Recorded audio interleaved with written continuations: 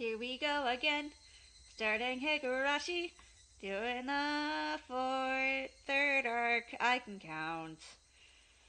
I can count numbers. Don't judge.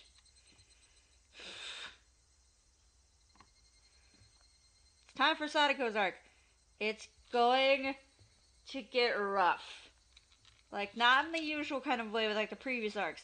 This one actually might affect people, so there's a warning in the description. Please keep that in mind. Because, like, that's super important to, like, acknowledge that, like, yes, this can, like, cause bad things to happen to you, so don't do it. Because it's not a good idea.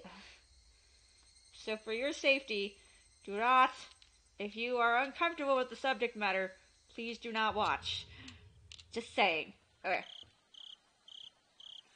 Tatarigoroshi, the shore scenario. Man, curse, or coincidence. How are the conjectures inside you solidifying? I look forward to whether these conjectures will waver or become a cornerstone in this scenario. The difficulty is the worst. We'll probably not even be able to make conjectures. AKA, this is going to get bad. The snake is... Where really bad shit happens. Yeah, the snake is in the well and was happy, for it did not care for those outside the well. The snake in the well was happy, for it had naught to do with what happened outside the well, and you were happy too, for you did not know what happened outside the well. This is a work of fiction. Yada yada yada, any resemblance is coincidental. AD 1983, it's the 58th year of the show area.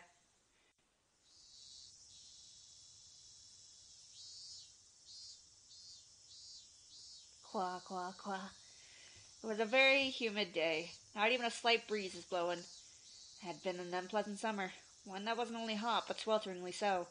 There were various articles of clothing hung out to dry in the messy apartment windows, but the lack of wind evoked an impression far removed from coolness. In fact, it only felt more oppressive. There were crooked houses and apartments lining the narrow, twisting road. In addition, there were planters and flower pots whose contents were beginning to rot, as well as bicycles and cars on the side of the road, making it even more cramped, more oppressive, and all the more sweltering. Nobody who was in this place at this time was visiting it voluntarily, but in spite of what everyone might expect, a single motorcycle came rolling in. The lone motorcycle, which couldn't be called neat, even at Flattery, pulled up to a two-story apartment complex and stopped there. A man, fairly old and wrinkled, stepped off. When the housewife hanging out the laundry noticed him, she called out, "Well, hello there! It's quite hot again, isn't it?" "Oh, you got that right. I feel like I'm gonna boil out here." "All right, landlord. I didn't think you'd be the first thing you'd say." "Ah, sorry. The fluorescent lights, right? I completely forgot." "No, not that. Don't you smell it? There's a terrible smell about. I've been smelling it since this morning." "Wait, what's this? It reeks. Did the sewers get backed up again?" "Do something about it, landlord. I've had to keep my nose plugged all day long." "You still look pretty lovely plugging your nose, my dear." There was an unhygienic drainage channel running behind the apartment. The lattice from which it flowed was stuffed with branches and fallen leaves. When a foot got caught up in there, it created an awful stench in the summertime. "Could you tell the municipal office about it? The drain will end up buried at this rate." "Well, yikes! It's completely blocked." It'll start to back up if you poke it with a stick." The man crossed the fence over the drainage channel and picked up a filthy drying pole sitting nearby. He must have planned to stick it in the drain and clear it out. "Ah, wait, landlord, stop that. If you mix it all strange, if you do that, it'll smell terrible." "Smells if it's clogged, and it smells if it's mixed. What should I do?" He shoved the drying pole into the filth in the lattice. Of course, it did nothing to help the accumulation of waste. "Ah, it's a dead cat. It's the health center's job. Cats and dogs smell awful when they die. Bamboo pole's not going to do much. Garbage bags, old clothes, they throw all kinds of stuff in the air. Is that a duck I see? Well, of course it stinks. The nerve of some people."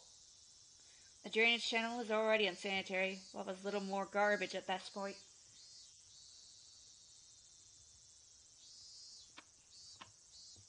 The stream of such imprudent people, never ending, and now this channel was turned into a garbage dump. When he poked the pile of old clothing floating in the sewage, a black cloud of smoke floated out on the water. The two of them grimaced at the terribly bizarre and repulsive sight. Ah, we got maggots, eh?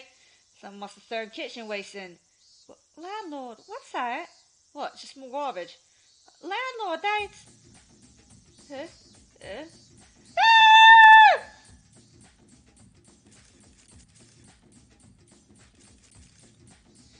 Oh, hello. Good work today.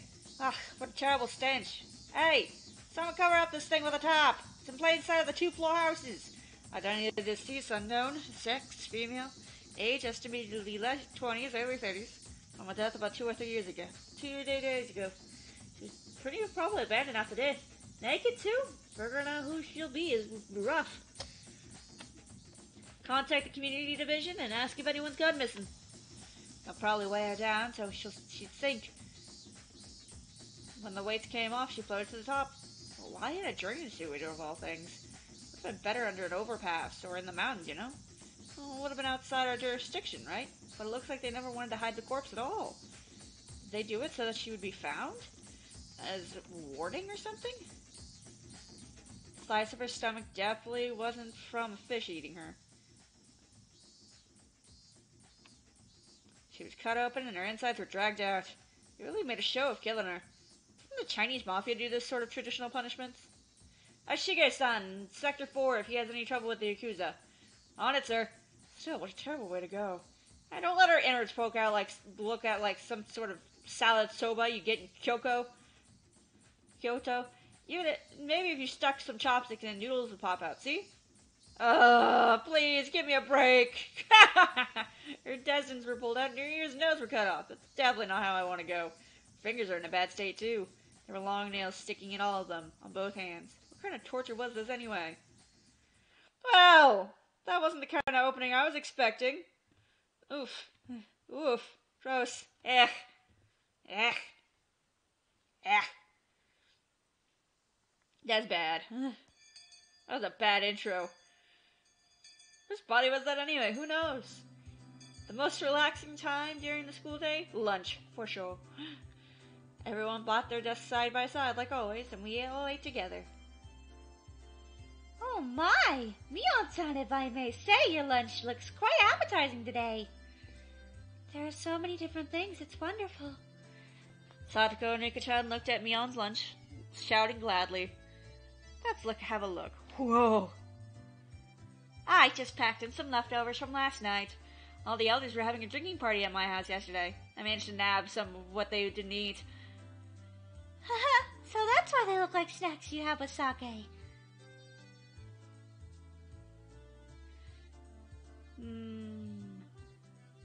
They're but leftovers, mere scraps of food, but when arranged in a bento box so cleanly, they looked impressive.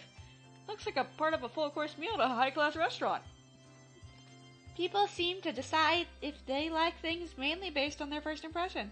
So I thought maybe if the taste of a bento would be proportional to how pretty it was when you opened it. You may seem unrefined, Mion-san, but you are positively splendid at arranging food like this. Her room is nice and tidy too. Michan is a lot more organized and polite than everyone thinks. It's all the same once it's in your stomach. I'd have thought Mion would say something like that, but to think she had that kind of taste. Can't judge a book by its cover. Mion was careful in everything she did. She never misstepped, faltered, or messed up. I see. She is our club president, after all. Yours is nothing to scoff at either, Rena. Your crab kaboboko flower is really pretty. You know, Rena, your lunches are always like an art to it. Like, it has rabbit-shaped apple slices and carrot flowers and stuff. Rena's bento box wasn't all about taste. It was like she always put her heart into it or something. It wasn't just good, it made your insides all nice and warm. Thanks. It's not quite as good as Michan's, but I wanted to make it really cute. How? Cooking isn't about skill, it's about love. In that sense, I don't even come up to your feet. Love, huh? Yeah. Just from looking at her bento, I could definitely feel that Rena put her heart and soul into making it. That's what her bento was like. 1 second, I gotta change the box size. It's too small for me. There we go. Oh, But now I gotta change it on the screen.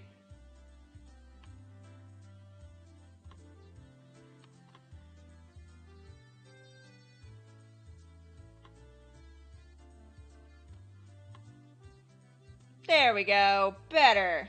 That looks nicer. Taste and all that counts for a bento. How it looks also matters. I suppose we must learn from this too. Huh.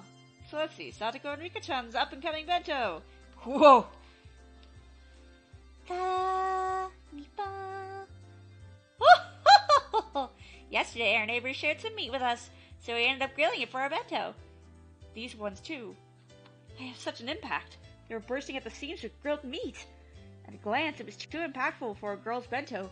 When you thought about eating with all your friends, it brought more than enough color to the table. Wow! At first, it looks like the kind of crude bento that a jock would eat, but there are so many different things in here. Like boiled spinach and soy sauce and skewered hijiki. Rika-chan, you're really good at this kind of unaffected cooking, huh? Yep, I think Rika-chan can make a great wife when she grows up. I have a tight hold on my future husband. A husband for Rika-chan, huh? At first that sounded appealing. It did, but I felt like I married life with her would be anything but normal. But really, everyone was amazing. They were all so young, and yet they were all capable of cooking for themselves. I would sort of cook whenever I went camping with my family, but making lunches every day was a level I definitely couldn't reach. I could only really cook in my spare time. When I thought about it like that, it really made everyone stand out more. Frankly, I respected them. Huh? I feel like maybe this doesn't apply to other people? Come to think of it, this morning, when I was eating breakfast half asleep, I think my mom was saying something really important.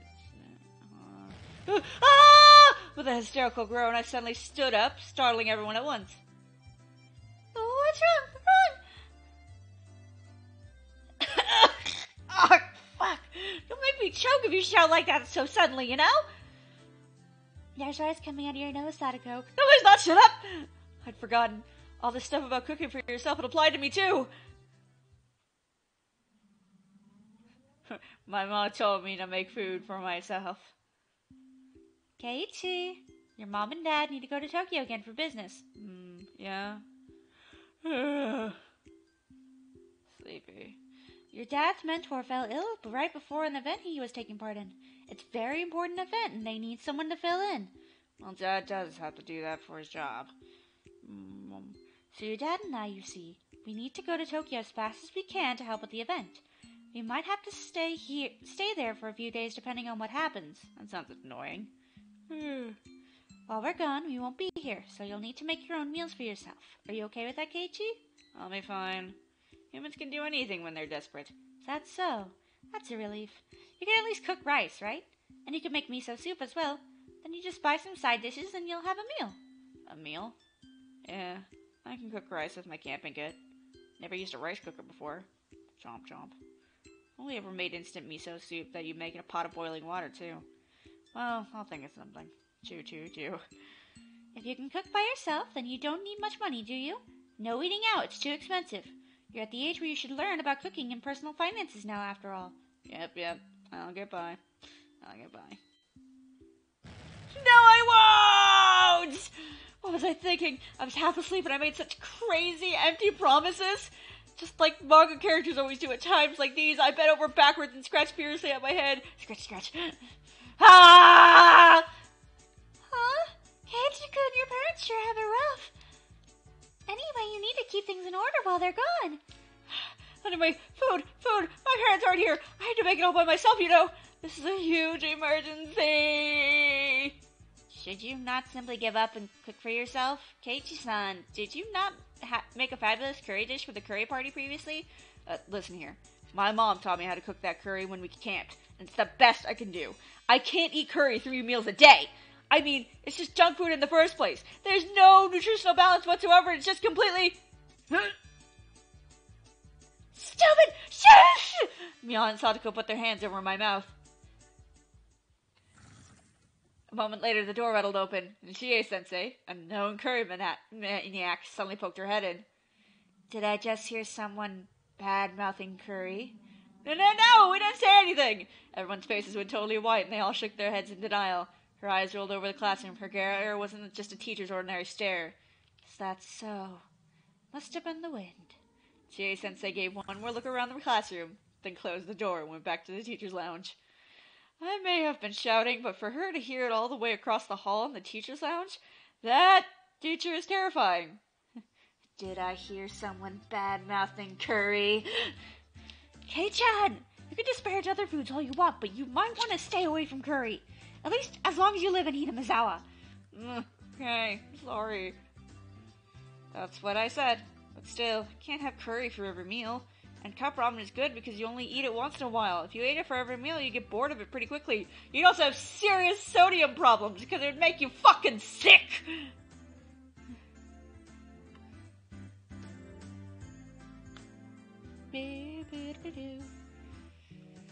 Rice and miso soup and a good side dish. Yeah, that's what a Japanese table should look like. Why can't you just try to cook for yourself? Rice you make yourself is really good. This old man thinks it's more of a pain than good. But experiencing it every once in a while might be nice. That's right! Life is all about experiences, right? But when you cut your fingers or burn yourself, it's so sad. So very sad. Pat, pat. With everyone encouraging me like this, I started to feel like maybe I could do it if I tried, too. Though approximately one person didn't sound like she was encouraging me. Looks over at Sadako. Cooking is a skill I have to learn at some point since I want to live on my own one day. Maybe learning now wouldn't be so bad. I'm pretty uneasy about it, though, but you're right. If I don't understand how to cook a few things around here, then I won't be good shape the next time our club does a cooking showdown. Oh, you are correct.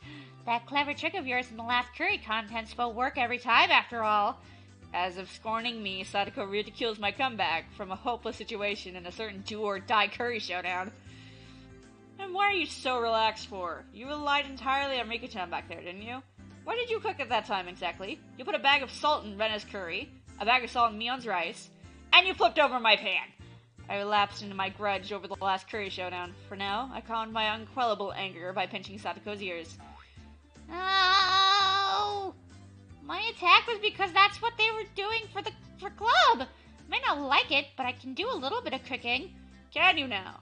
Even when you couldn't peel one carrot during the showdown and had to get Rika-chan to do it? Don't be so daft. People get better every day, you know. If you think I'll always be crummy at cooking, then you're quite mistaken. Right, Rika? I have to watch or else I get worried about the pot and the flame. Sometimes you forget to turn the gas off, too. Everyone burst into laughter. That shouldn't be an issue with cooking. Even I would never do that. I don't want to hear that from someone who eats nothing but cup ramen. But Sadako can cook pretty well for herself, you know. Rana, it's fine. You don't need to force yourself to cover up for her like that. No, she's not trying to cover up for her or anything. It's just that Rika-chan's cooking is far the best out of all of us, so hers doesn't stand out. Sadako has mastered the basics too, right? At the very least, she can cook rice and miso soup. Well, she can't quite tell the difference between cauliflower and broccoli, though. They're both the same anyway, once you boil them! Sadako erupted into anger, making two fists and swinging them above her head.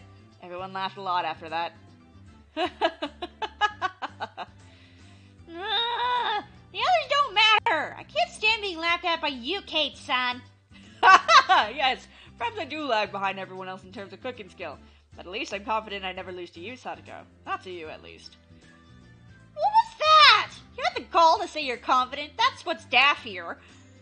I might not seem like a good cook, but I take turns with Rika, you know? I can cook just fine by myself, thank you. I see. Good for you being able to cook. I'll buy you some candy for you later as a present. I patted Sadako on the head while I made fun of her. Sadako seemed to know I was making fun of her, too, since her face was bright red very quickly, and steam began to pour out like she was a kettle. Ah, you don't believe me, do you? Anyway, I can cook far better than you can, Kate-san. I see. And if you can tell me the difference between cauliflower and broccoli, I'll believe you. Come on, let's hear it. The green one is broccoli.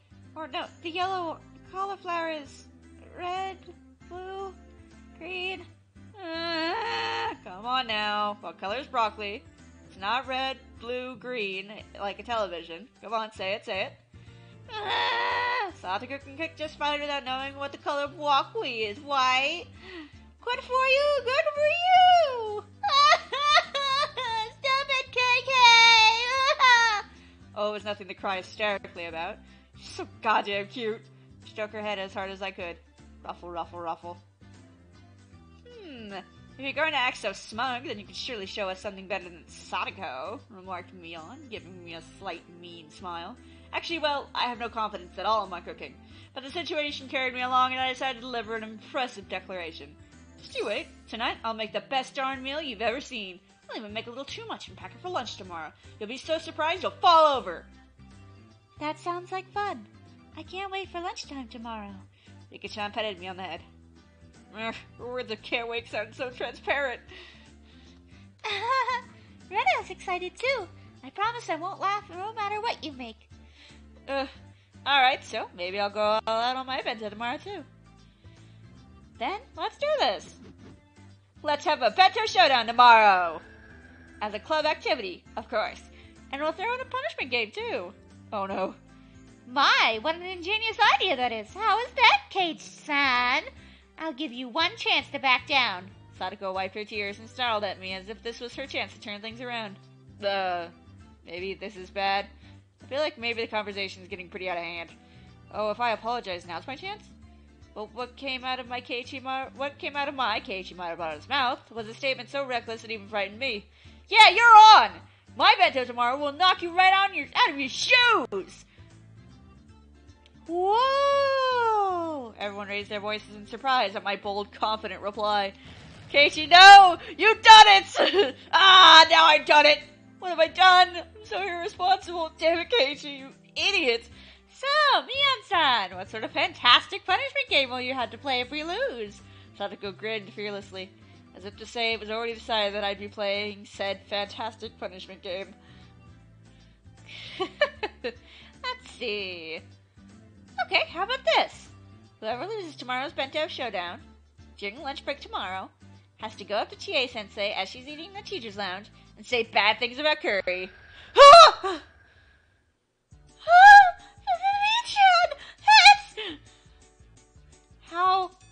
How terrifying! Everyone went pale and gasped at how truly terrifying the punishment game was. Chie-sensei is such a maniac about curry that she'd risk her life for it. And to go up to her and say bad things about curry? What kind of fate would await us? Just trying to imagine it was scary. But as everyone looked blankly amazed at the terrifying punishment game, Rika-chan spoke. Tomorrow's contest will be decided by skill. Rena, Mion, and Sadako. Everyone nodded deeply in agreement. I'm standing over here like a fucking moron! Although Kate-san's problem might be his own dinner tonight rather than tomorrow's bento. Ha! How disappointing that you can't witness what an amazing dinner I'm going to make tonight. I'll let you have a glimpse of it in my bento tomorrow, so look forward to it. Well, that's quite a lot of grandstanding. You do know what will happen if you come to us with something terrible, right? I just can't wait. How much trouble will you be with Chie-sensei tomorrow, Sadako? Yes, I can't wait either. To see you, Keiichi-san, groveling before her and begging for forgiveness. Saying it with all the tears streaming down your face. Yes, I could just see it now. What was that? Yank. Stretch. Both of us on the verge of tears pull at each other's cheeks. Stretch.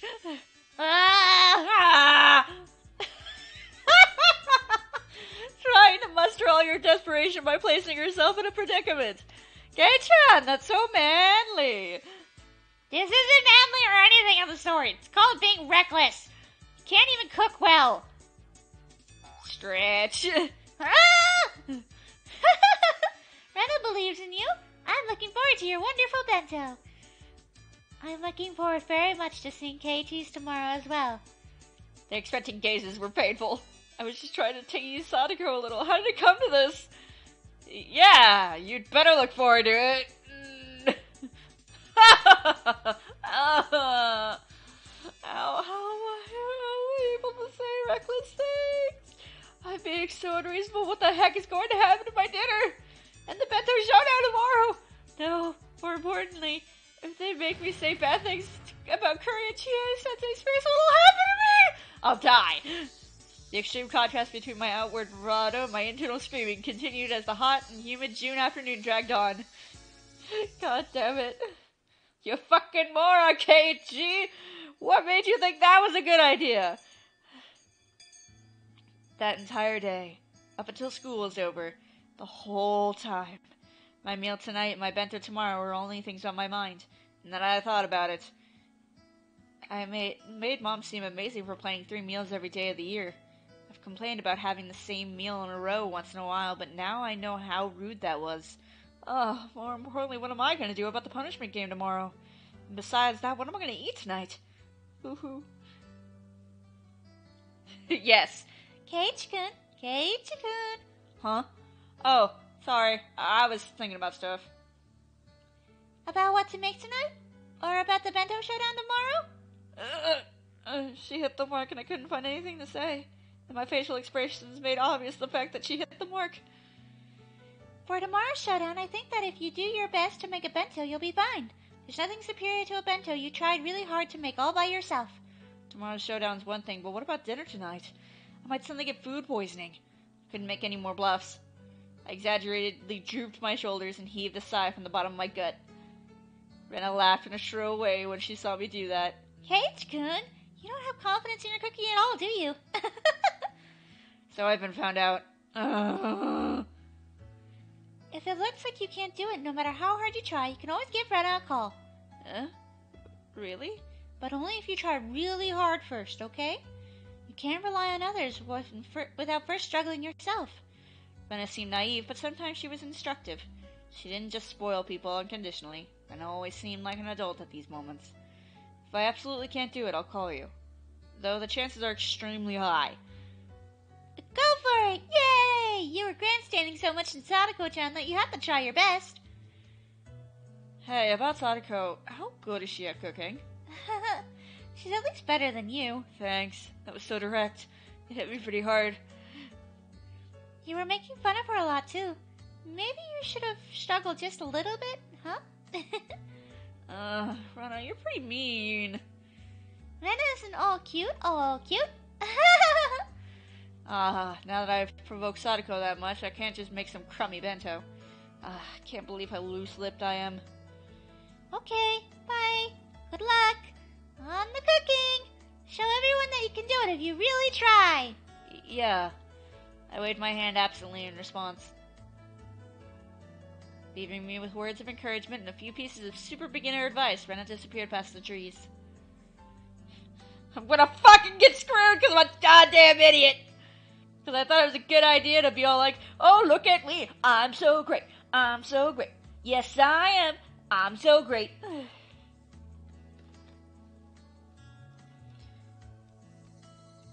Yeah, there's the cicadas. There's the Higurashi going wee wee wee wee wee wee wee wee wee. Wee wee wee wee wee wee wee. Some manly need to prove himself the best. Fine, I'm desperate, so what? I may not know the ABCs of navigation, I've neither a sea chart nor a compass, but still one idiot is taking on the ocean of great cooking age alone. And his name is Keiichi Manabata. Let's go. Time to cook! My enthusiasm is fearless. If energy and recklessness was all it took, I could take over the world. However, there are plenty of things in the world that can't be achieved with resolution alone, and cooking was probably the top contender. Therefore, even if it was tastefully prepared knowledge, I wanted something to help me. I made up my mind and fished through the kitchen cabinets. I was on the hunt for a cookbook. My mom should have had a few of them. For a complete amateur like me, the first thing I needed was information. Just like he who crossed the oceans needed a compass. For me, a cookbook was absolutely indispensable. Ah, here's one. Its worn out, wrinkled cover made it feel somehow reliable. Okay, as long as I've got this, well, it's easier to give it a shot than to think about it, right? Anyone can concoct the taste of a gourmet chef as long as they have a cookbook. Cookbooks are great! As such an optimistic thought filled my chest, I flipped through the pages. However... Whoa. Played with technical terminology like toys. I just couldn't see how it actually make things. You knew it all along, Keiichi Manabata. If anyone could make delicious food just by reading a book, then there would be no such job as a gourmet chef in the first place. First of all, it calls for 3 teaspoons? But which spoon is that? And it keeps saying how to use use however much you like.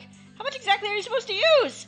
Stop using such obscure expressions! Strain out the colander in a colander, add salt and pepper to taste? What the heck is a colander? And strain it out like stretching? You can't stretch water droplets like meat. Ah! Besides, how much salt and pepper is that supposed to be anyways? Ah! Are there any beginner-friendly guides in here? It won't do you any good to yell. Cool off, Keiichi Manabata. Think calmly. Calmly. For now, I'll leave the side dish until after. The rice is more important. Have to cook the rice, or I can't start. I know a little bit about how to cook rice. I didn't cook it with my campfire kit when camping all that time for nothing. I'll wash the rice. That should be enough water. And which switch is it? Is this the button? Oh, the lamp turned on. Oh yeah, fully automatic rice cookers are one of the 3 sacred treasures after all. Now, pleased by the rice cooker set, I pulled myself together and decided to take on the miso next. Miso soup I made at day camp was all the instant kind after all. Well, it would be fine if I just melted the miso into hot water, no doubt. I'll boil the water and put it in the miso. Huh? How much should I put in? Let's see here. Use the proper amount according to the number of people and your taste? Enough with vague expressions! Ah, fine. Just put in the proper amount. I crushed the bag of miso in my fist and put half of its contents in the pot. Was this really okay? Maybe this is a little too hearty?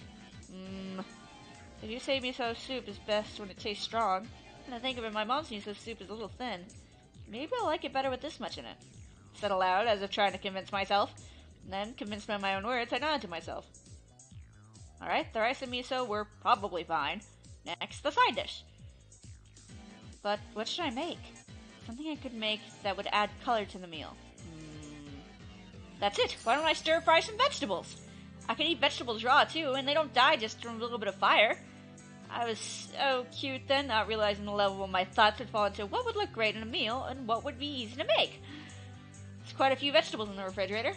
What kind of vegetables go into stir fry? Bean sprouts? Yeah. Cabbage? No. Chives? Onions? Yeah. Can you put cucumbers and lettuce in? No! For now, I grab a nearby cutting board and cut them into chunks and toss them into a wok. It's gotten pretty exciting. Is it true worth of immense cooking? Hey, this is actually getting kind of fun. All of a sudden, there's a pile of vegetables in the wok. Alright, next is the salad oil. Glug, glug, glug, went the salad oil. It'd be more exciting if I filled it to the brim. No! Whoops, a bit lucked out. Well, no point worrying about something so minor. Oh! The great Keiichi Manabata's cooking is exciting! Now, let's turn on the heat. Flip. Keiichi! Whoosh! The salad oil filling the wok to the brim caught fire, and the flames reached up to the sky. Amazing! Maybe I could be an Iron Chef, too! What if I'm really good at cooking with fire? Those words were spoken by delusion. I was saying something outrageously careless, but when the words came out, they sort of convinced me. Keiichi! Yes, I am an Iron Chef! Ow! Hot! Hot! Hot! Right as the crazy pillar of fire started to burn the ceiling, I finally realized the fabulous cooking before me was accumulated into an actually life-threatening disaster. Wait, what? Could I have been doing something insane? The force of the flame grew stronger and stronger. Wait, what? Cover it! Cover it! Ah, what in the world are you doing? You must stop the flames this instant! Kerwhack! Somebody forcefully struck me in the back of the head. When I turned around to see what was going on, to my surprise, I saw Satoko and Riko-chan there. Satoko? Riko-chan? As I stood in wonder at their unexpected entrance, Satoko shoved me out of the way and turned off the gas. Then Riko-chan got a towel, soaked it in water, spread it out, and placed it over the pot. She continued to soak more towels and put the second on, then a third. Once a whole bunch were piled on, the fire finally stopped. All that had happened in a few moments. Keiichi. Having avoided a huge fire by a hair's breadth, the three of us gasped for air. Wait, what are you doing in my house? You're trespassing on private property. Yes, well, Keiichi-san, you're being caught red-handed in the act of arson. It was just about to turn into a huge building fire, wasn't it? It would be very, very sad if Keiichi was homeless after this. And after pretending to be an Iron Chef, I finally began to take in the situation. So that was really about to set the house on fire? Is that not obvious? Just look at it! The ceiling is all sooty, is it not? Chimneys are the only thing that should be sooty. Sadako was seriously mad at me. Maybe they saved my life. according to what they said. I was so absorbed in my fire cooking that I hadn't noticed when Satoko and Rika-chan rang the bell. But they could tell someone was home, so they came in to check. Thank goodness they did.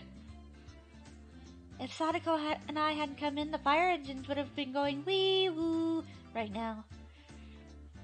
Keiichi-san, do you understand now how serious this is? At some point, I had sat down on my knees as I listened obediently. I'm sorry. You two saved my life. We thought we would come and see what the fabulous dinner you made, but as we thought, it's a mess. At this rate, we won't even need to look at your bento. Ugh, you're mean. So you and Rika-chan came all this way just to see what I'd make for dinner? Us being mean saved your house and your life. Is that not something to take to heart? I guess I'm sorry, Satoko-san. At this point, having shown them such a disaster, I couldn't exactly make any more bluffs. I'd completely surrendered. And yet, you tried really hard on the curry. Where did the Keiichi-san from back then go? Jeez. I had all our underclassmen help me then. I just borrowed entire parts from the other teams. I didn't really cook anything. Keiichi-san, you cheated? Geez, you might be doing what our club usually does, but that was terrible! Pouring salt into other people's team's pots seems far more terrible to me. But Sadako was in control right now, so I couldn't respond. I obediently hung my head for her. By the way, Keiichi-san, this terrible pot, this wasn't supposed to be miso soup, was it? Sadako stared at the pot, totally full of miso, with an awful expression. So I really did get the amount wrong. Judging by the look on Sadako's face, whatever was in the pot couldn't be called miso anymore. Get the miso soup! The rice should be cooked just fine! Rice cookers these days are pretty convenient! It should be just about done! Yo! Meep. It's not cooked. See? The inside's still all watery. Huh? What? But I switched it on and the light came on! Keiichi-san, the button you pushed was the timer button, okay? It's set for breakfast, so it won't turn on until tomorrow morning. Ah! So then what? In the end, I don't have a side dish or miso soup, or even rice! Couldn't make anything myself? It serves you right! So, have you finally realized your place? Come! Admit it! Say it! I, Keiichi Marabara, am all bark and much crummier cook than Sadako Hojo-san! I'm a terrible person. I'm a crummier cook than Sadako. I beg your forgiveness. I fainted in agony. Rika-chan patted my head, satisfied at the sight. Yep, in the end, he almost burned his house down because he put way too much oil in a goddamn wok and too much miso in the goddamn thing. Sadako laughed loudly in triumph. I've completely lost.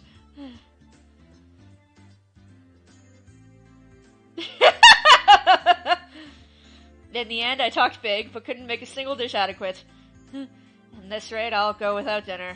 And tomorrow morning, no breakfast, and no bento for lunch either. I didn't know how many days it would be before my parents returned, but at this rate, without a doubt, I'll starve to death! Meep. Of course, I have no bento tomorrow either. Meep.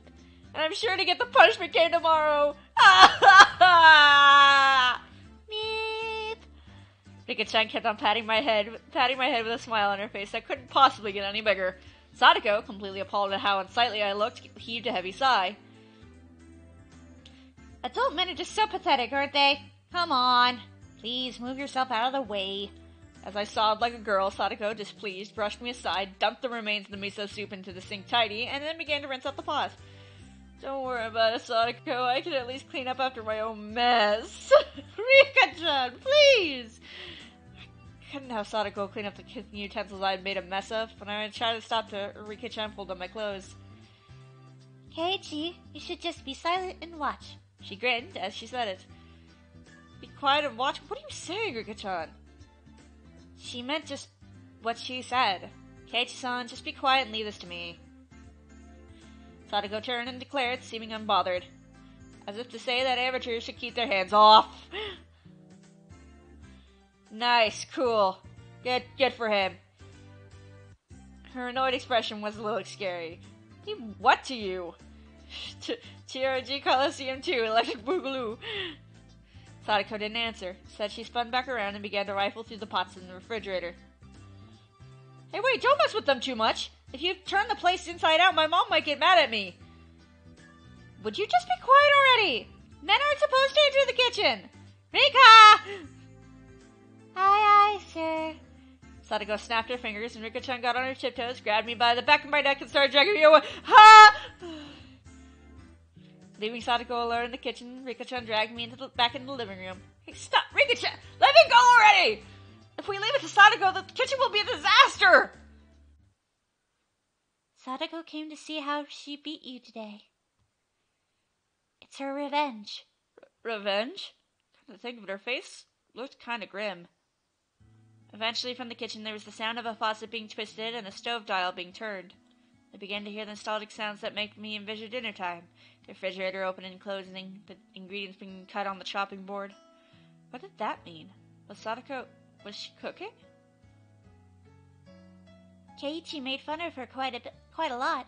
Sadako wanted to show you that she can cook proper meals too. Just listening to her like this, there haven't been any sounds of blood spilling or bursting or explosions. At this point, at least, she has proven she was more skillful cook than me. And the cooking showdown with Sadako Hojo versus Keiichi Marabara looked like the victory had already been decided. I recalled Sadako's slightly annoyed expression from her before.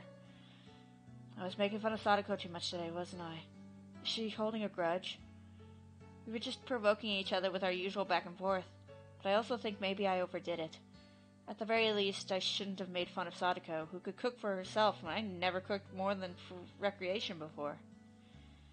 Sadako isn't holding very much of a grudge. But she came all the way to my house and pushed her way in. She's gotta be mad. I quietly took a peek into the kitchen. She definitely looked different than the usual bird-brained Sadako. Her eyes were sharp, and her movements were brisk, to the point where it was a little scary. Then she must have noticed me, because she turned around and shot me an annoyed glare. I cringed in fear and hastily pulled my head back out. She's mad. She's totally mad. Ah, how will she take her revenge on me? Ah. That's just Sadako being serious when she doesn't want to fail. She isn't angry or anything. How can you say she isn't angry? I've never seen Sadako be this frightening. Keiichi-san, I can hear you, you know! Sorry! I jumped at Sadako's angry outburst and faced towards the kitchen. I felt exactly like a kid who had done something bad and gotten called to the teacher's lounge. Where did you keep the miso? The refrigerator is so big I can't see any of it anywhere. I'm sorry. The miso it's on the middle shelf in the fridge, at the back left of the lower rack. What is this? You need to close the miso package after you finish with it. It's getting the inside of the refrigerator dirty, isn't it? Sorry. Before I could look for something to wipe it with, Sadako wiped it off with a wet dish towel. I swear, how are men so bad at cleaning up after themselves? I shudder to think when you'll become an adult like this. I couldn't talk back to Sadako today. The only thing I could do was immediately lower my head and apologize. As Sadako nitpicked and I apologized, a good smell began to fill the kitchen. This is how you prepare the miso for the soup. You scoop a little out from the ladle and break it up with chopsticks. It's important to add a little at a time and keep tasting it. Dumping the entire thing into the pot is absolutely outrageous. Sorry. I never paid attention in home ec class. You're pathetic! I swear! Men! I cowered at her annoyed-sounding muttering. But, looking at her like this, she seemed quite good at cooking.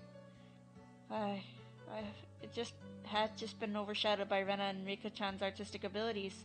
Sadako's skills were clearly enough to get passing marks. Hey, if you have time to zone out like that, then you can go set the table. Rika and I will be eating here too, so set 3 places. Oh, on it! I hastily took a 3-person's worth of dishes and such from the cabinets and headed to the dining room. When I returned there, I could hear laughter from the variety show on the television. Rika-chan was sprawled out on the couch, watching television and relaxing. When she noticed me putting the dishes out on the table, she came scampering up. Dinner time is soon. Dinner at Keiichi's house. Nipa! Rika-chan, you're in a good mood. That's a pretty big difference from Sadako. Sadako isn't in a bad mood at all. She's enjoying herself more than she had in a long time. Enjoying herself? Seriously? She's like how she was when her Nini was with her. It really has been a long time since I've seen Sadako look like she's having so much fun. Nini? What the heck is Nini? Is it a sound cats make? Nini means brother. Sadako's older brother. Sadako's older brother. He's named Satoshi. Haven't you heard his name before? Satoshi. Satoshi Hojo? Maybe I have. Maybe I haven't. At least he didn't go to our school. Satoshi, huh? Sadako's older brother. That's the first time I've ever heard of him. She had a brother, huh? I didn't know that. She does have one. Saying that, Rika-chan grinned even more brightly and went Ippa again. When Sadako was with Satoshi, she always looked like she was having fun, just like this. It really has been a long time since I've seen Sadako enjoying herself this much. However I looked at it, she seemed to be in a bad mood. But her good friend Rika-chan was saying that it was actually the opposite. Is she really enjoying herself? She must be remembering the time she spent with her Nini. It's nostalgic. Nostalgic? Huh.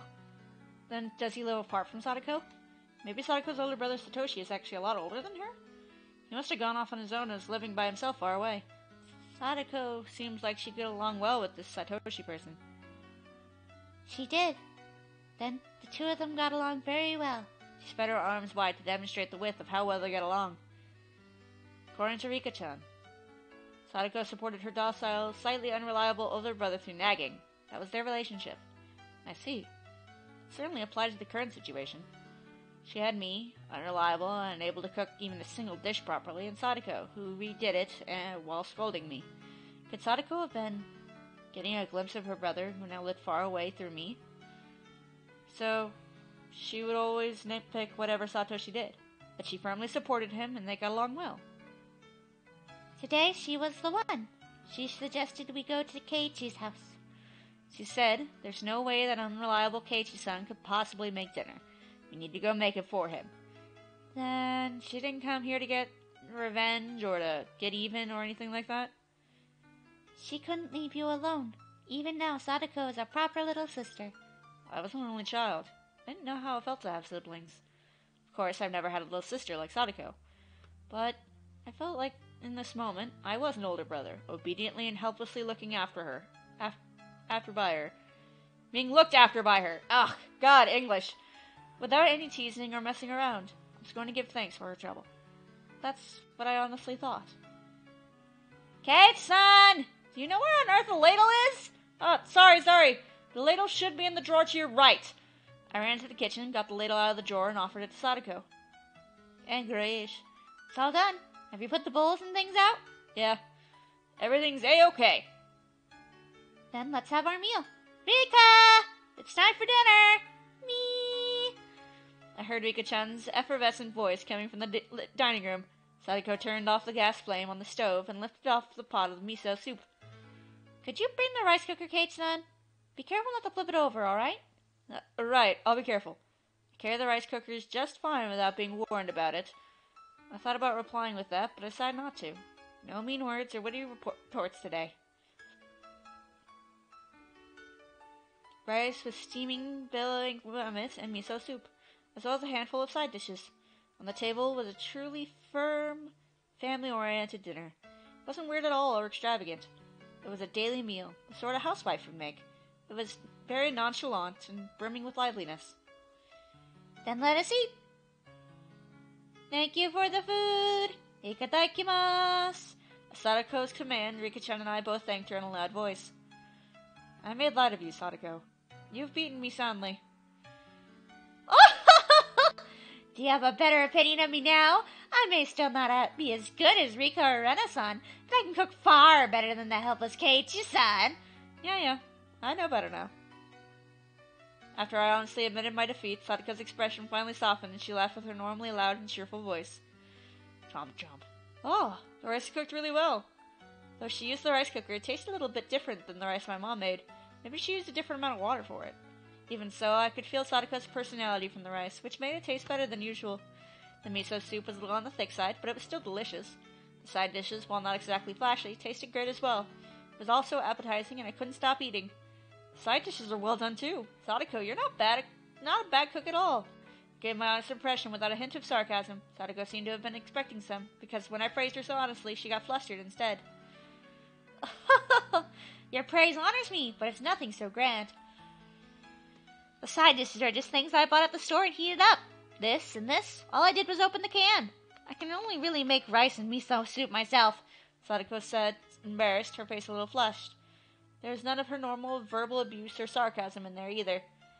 I can't make anything except rice and miso soup. Well, when you get ready-made meal side dishes and put them on the table too, it turns into something fairly splendid. My mom uses ready-made side dishes and canned goods too. It's nothing to be so embarrassed about. This is a fantastic dinner. I gave her honest praise. I've never met Sadako's brother, but Satoshi would probably praise her in the same way. Well, I suppose it's enough now that you've come to realize that I can hold my own in the kitchen. Would you like seconds? There's plenty of miso soup still left. Huh? That Brett just awkwardly changed the subject, and I realized my thoughts had been on the mark. It made me a little happy. When we eat rice like this, it's fun, like we're eating with Satoshi. Rika-chan mentioned Sadako's older brother's name again. Sadako's chopsticks paused, and she looked up at the ceiling. How nostalgic. I wonder what he could be doing right now. Sadako had a faraway smile, as if yearning for a friend who had moved away. From how it looked, I got the impression she hadn't seen Satoshi in quite a long time. Sadako realized I was giving her a blank stare. I do apologize. Satoshi is my Nini. No, my older brother. My Nisan. Okay, I see.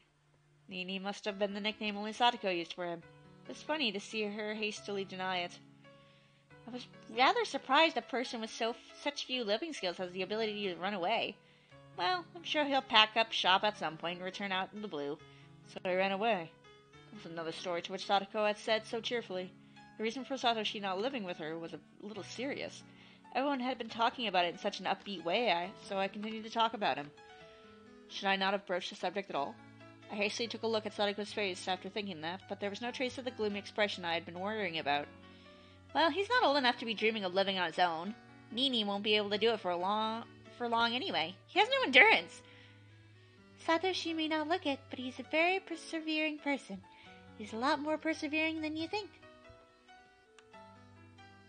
Rika, you always take Nini's side right away. You're a little too nice to him. Sadako is just too harsh on Nini. You should treat him more kindly when he comes back. Sadako and Rika-chan's views regarding Nini, aka Satoshi, were parallel to each other, but I could easily tell that both of them really liked him. They were so optimistic too, even though he had run away from them. It was like they were going to see him again next week. Sadako and Rika-chan both liked Satoshi even now, and waited for him, believing he would surely return. I've never met him, but I know for sure that this Satoshi person was a really good guy. I thought Sadako would be deeply hurt by her brother running away, but she had already overcome that. She was still being the energetic little sister, always full of vim and vigor, as if to say that her brother could come back any time he liked. I thought that Sadako didn't think about anything and just frolicked and played practical jokes every day, and that was it. But she was really... yeah. Why are you petting my head? I roughly rubbed a hand through Sadako's hair. I misunderstood you, Sadako. I didn't know you were this level-headed. Sadako seemed to think I was making fun of her and tried to bat away my hand. Then she saw there wasn't a trace of malice in my face and obediently granted me her head. Yep, Sadako's level-headed. She sure is.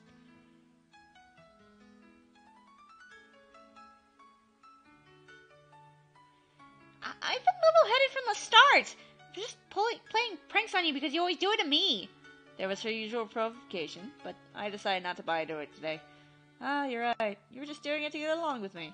But you really were so level-headed. Good for you. Is that actually a compliment? Kind of seems like you're making fun of me. I'm not trying to make fun of you at all. I'm seriously complimenting you. Because if I was making fun of you, Rika-chan would be petting your head too. That's right, isn't it? When Rika-chan makes fun of people, she usually pets their head. Beep. These canned sardines are delicious. Rika-chan went beep-ah, and her smile became even brighter. Her attitude was clear as day, but it was annoyingly cute, so Sadako and I suddenly burst into laughter. That laughter lightened up the table. The table itself was so dull and simple that I never even thought people could be laughing like this around it. And then, I finally came to realize something really obvious. Dinner is better if you're laughing while you're eating, huh? Of course it is. Laughing makes it taste better. How rude! The food is good because I'm a good cook, obviously. This harmonious moment, this happy circle, is completely different than spending time with family, but still somehow nostalgic. Sadako, do you want to see Nini? I didn't say Nini. Call him my brother, please. Hey, wait, you've been saying Nini this and Nini that this whole time. Grinned wryly and decided to call him brother, like she told me to. Sadako, do you want to see your brother? Rika-chan stopped eating and looked back and forth between my face and Sadako's. Sadako was smiling. She looked like she was trying to choose her words. Just from that, Sadako conveyed her feelings. Honestly, she wished he would just come home right now. But she wasn't that weak. Satoshi should just do what he wanted until he was satisfied. In return, she'd let him have the scolding of his lifetime. And then she'd have dinner with him and lay out his futon for him. Well, of course I want to see him again. It's been almost a year. It's been that long already. Rika-chan smiled thinly, her eyes appearing to look far away. Then Nini can do what he wants. It would lighten my load if he came back with more muscles and knowing how to do housework, of course. See? You said Nini again. You said it. I did not! I would never call Nini Nini! Fuck! Things rapidly returned to the usual lively atmosphere of lunchtime at school, but nothing changed about Sadako's feelings towards her brother. She was living so bravely and so strongly. Hey, Satoshi, your sister's trying so hard to watch the place while you're gone, isn't she? Give it a rest and come back sooner, got it? Rika and Sadako are good children. Sadako, it's time to clean up, or else we'll get sleepy. That was when we were all watching TV while enjoying some tea after dinner. Rika-chan let out a big yawn and then spoke. Sadako and I both looked at the clock and noticed how late it had gotten. No, perhaps we both realized it already. We just didn't want this moment to end. Maybe we didn't want to say anything. Oh, this will not do. I still haven't washed the dishes yet. Don't worry about it. I can do that much at least. You made a great dinner, so I can't let you do the dishes too. Are you sure you'll be alright? When people who are not used to do it try and wash them, the soap could make the dishes slip out of their hands, you know. Geez, she turned into a perfect nagging little sister. It was charming, awkward. Emotions like that are all mixed up inside me. I gave her a vague, dry smile. Keiichi can at least wash dishes. If you break one and hurt yourself, I'll give you a petting at school tomorrow. Ah. Rika-chan yawned again, so wide that you could see her molars. Why are you looking at her throat, Keiichi? Stop that! Is it really alright? Keiichi-san is pretty unreliable despite how he looks. Give me a break. Looks like Keiichi's approval rating has plummeted in Sadako's mind. Don't worry, I'll clean those dishes up, no problem. So don't worry about it and go home. Actually, at this hour, I can't let you two go home by yourselves. I'll take you there. Let me find the key to my bike. Why don't you take him home, Keiichi-san? Will be the one going home by himself. He'll be in big trouble if you get lost on the roads at night and end up in Takasudo. There's no houses or lights out there at all. I was trying to worry about them going home, but I didn't think they'd be worried about me getting lost. Am I really that unreliable? She really is being critical, but yeah, this feeling I have, it's not bad. So I ended up not needing to escort them. I saw Sadako and Rika-chan to the gate. Thanks a lot for today. Thanks to you, I got a good culinary dinner. If Sadako hadn't come, Keiichi would be growling and yowling right now. Truly, it's really good that we came. They really saved me. I gave them another bow filled with gratitude. Oh, yes! I put the rice and side dishes into a container, so you can use that for your bento tomorrow. And for breakfast, you can eat some bread and jam. Strawberry jam and peanut butter are in your refrigerator on the middle shelf to the right. Cocoa powder, too, in the upper right door of the cupboard. I knew all of that. You didn't have to go into detail. I was about to say that, but I decided to humbly listen to her. It was then when I realized that Sadako, who appeared to be in the bad mood, was in fact a great one, just like Rika-chan had said. And though she nagged a lot, she was very kind. Then good night. Make sure to brush your teeth before you go to bed. You have to do it for at least 5 minutes. I got it, Sadako. I'll brush my teeth and make breakfast for tomorrow. I'll be sure not to forget the bento. You need to wake up earlier than usual, or you won't be able to get your breakfast or bento ready, got it? If you like, I can give you a call a little earlier to wake you up instead of using your alarm clock. You don't have to go that far. I'll set my alarm clock to wake me up a little early. Thanks for being so concerned about me. Sadako looked like she had more fault finding to do, but she stopped and, leaving me with a good night, got on her bike and disappeared down the nighttime road. Rika-chan went to do the same, but then remembered something and came back. What's wrong, Rika-chan? Did you forget something? Keiichi, you get 100 points for today. Pachi, pachi, pachi, pachi, pachi, pachi. Rika-chan suddenly complimented me. She clapped her small hands. What was she on about? I didn't do anything worth pages, did I? Yeah, that's a long time. Usually Dennis just suggests, 1 minute per, row, so 2 minutes altogether. I didn't do anything worthy of praise, did I? I nearly burned down the house, after all. Sadako probably felt like her Nini had come home. I think she was having a lot of fun. Once in a while, I want you to go along with Sadako's scolding in the future. Are you telling me to be like an older brother that she can scold instead of Satoshi? Rika-chan didn't say anything. She just smiled and went, oh, Nipa. the Satoshi person. He's such a great little sister. So what was he unhappy about? If I were Satoshi, I would have never run away from home. Satoshi has his own circumstances, I'm sure. I don't know what he was unhappy with. Whatever the reason, it's no excuse for abandoning Satoko. Hope he comes back soon. Probably can't play the role of her actual Nini forever, you know? It's okay. You were just like Satoshi today. Please do it again sometime. That's what would make Sadako happy. I take on this easy role whenever I need to. Rika! Sadako stopped her bike under a distant exterior light and called out to her friend, who wasn't coming no matter how long she waited.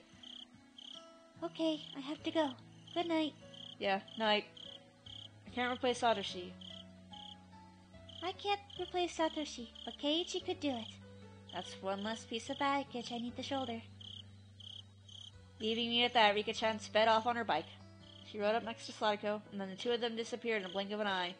Satoshi, seriously, come back soon, got it? If you come home really late, I'll punch you right in the nose. Let's try our best until that day comes, Sadako. Even if I can no longer hear the sounds of their bicycles, I stood there for a while, seeing them off. Oh, it's nice. It's nice. But 5 minutes of brushing seems like way too long to brush. Good kids, they're good kids. They're really good kids.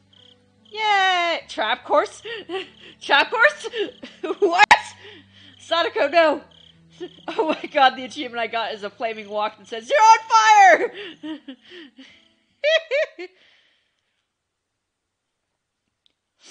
Huh.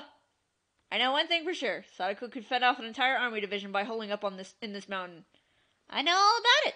Sadako was one of the Soviet military advisors that gave training on traps in that one country. Stop saying weird things. Somebody help me! How did it come to this? What traps did we fall for, and how did we fall for them? Mion was caught in a profusely thin pitfall she couldn't escape from, and only her head was poking above the ground. Miranda's head was completely covered in a tin bucket. She was squirming around in vain attempt to remove it. Either of these were really funny, but that's where it ended. At least they had their feet on the ground. Kat-chan, what about you? Think you can get that out of that? Hurry up and get out so you can save this old man. Hit the right key. You're the one who should be breaking out and saving me, Mion. What do you expect me to do with this freaking bamboo mat? I was wrapped up in a bamboo mat and hanging 2 meters above the ground. What was this trap and how did I fall into it? Huh? Sadako!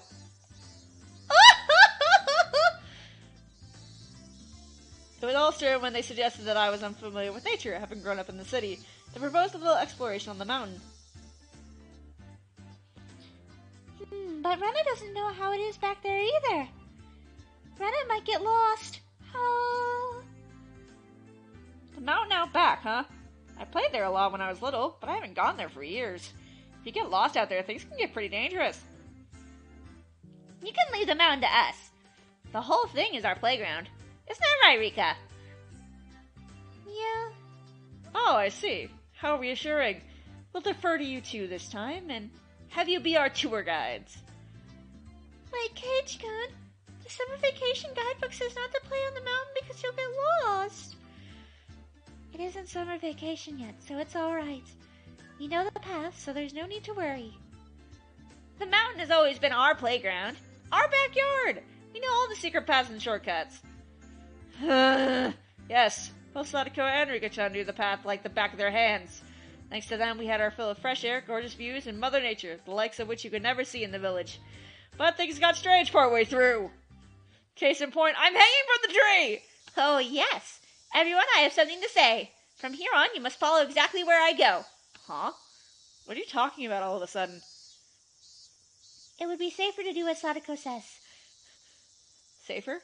Oh my! Mii-chan, look at this! What is it? Should I pull it? Should I? Suddenly, Squeak! crash! When Rena pulled down the kite string, a bundle of bamboo spears fastened to a tree branch all came raining down with a clatter right next to where Rena was standing. Ah! Ah! What is this? What? Ah! That brings back memories. Sadako made this trap in the second semester of second grade. That was a close one. The tips of the spears were covered in dog poop, so if one of them hits you, the wound would start to fester. When did this turn into freaking Vietnam?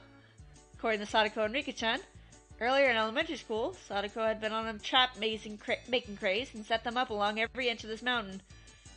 Kage-kun, maybe they didn't tell us to go in the mountain because we'd get lost, but because it was dangerous? Mion and I both nodded wholeheartedly at Rena's hypothesis. Come on now! We're hurrying on ahead! If you don't return soon, it'll get dark.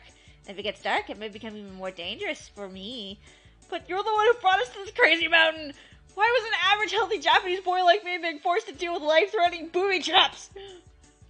And then, the very moment Sadako and Rika-chan got out of sight, when the three of us got caught in a very nice little traps together.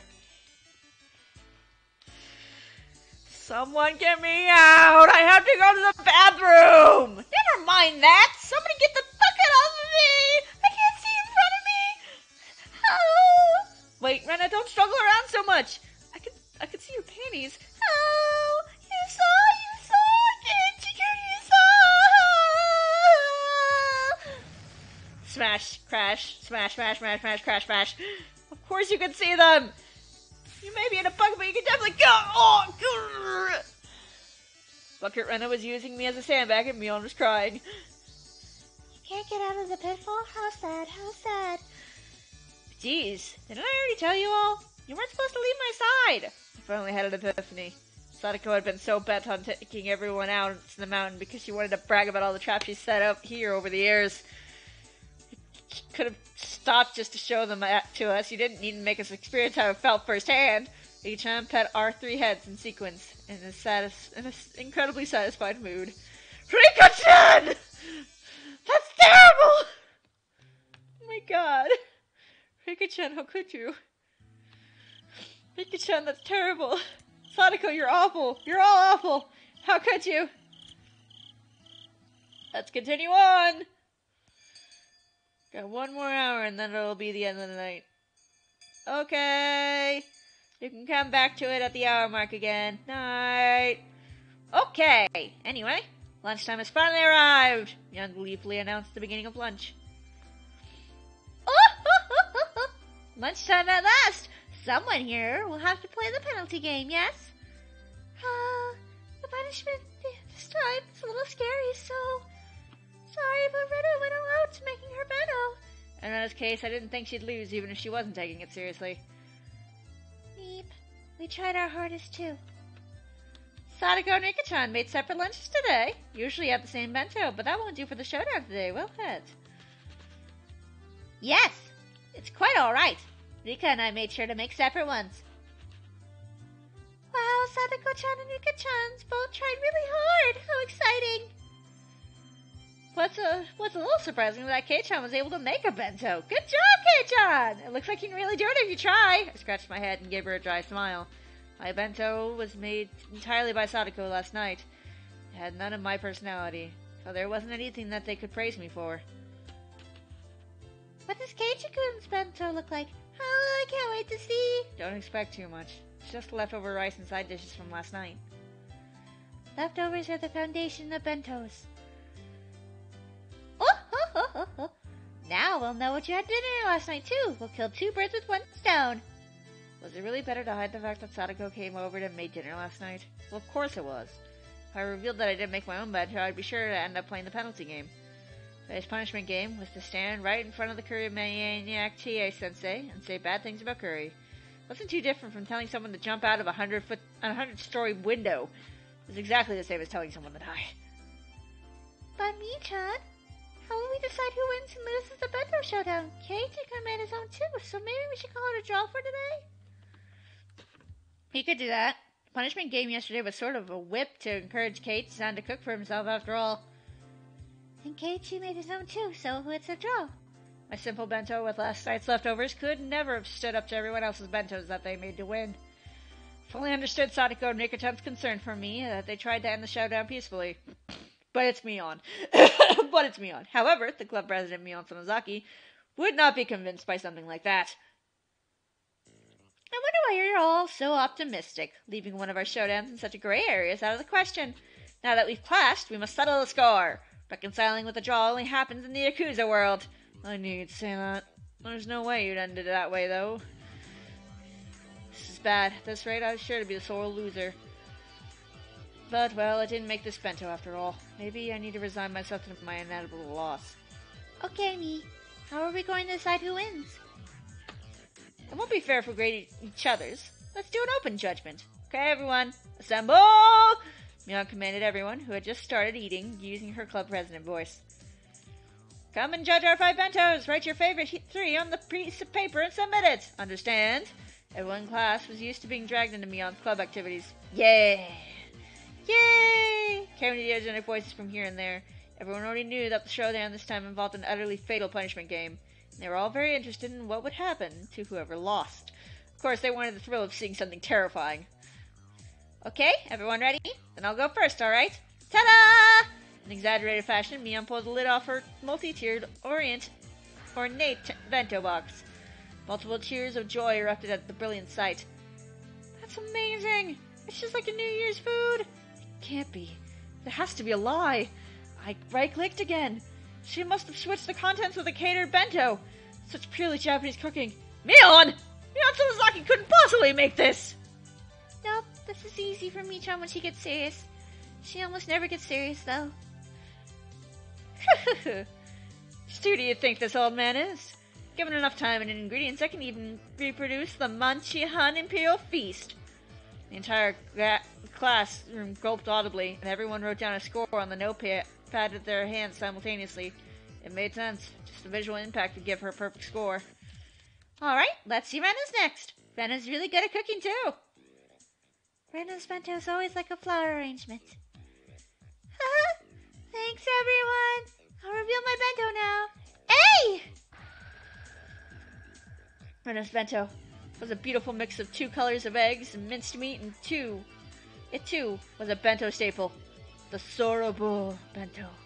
She had been thorough with the side dishes as well, and they were abundant in number. She had spent more time than usual on it, but it was unassuming and totally nonchalant. One couldn't ignore the household warmth in that than Mion's bento bag. I must say, you've done it again. This should get quite a high score. I should have known. May look rigid, but there isn't anything to deduct points from. Amazing as always. Once again, every one of the judges wrote a score on their paper on the same time. There seemed to be someone who was revising their score and opinions. They compared it to Mion's score, too. The whole classroom seemed split between Mion and Rena. And on everyone's faces, it was clear that they all wanted to be tasting them rather than scoring them. Then we'll be next. Yes! I will now reveal mine! Come to think of it, Sadako and Rika-chan ate with me last night at my house. It was impressive that they still made a bento.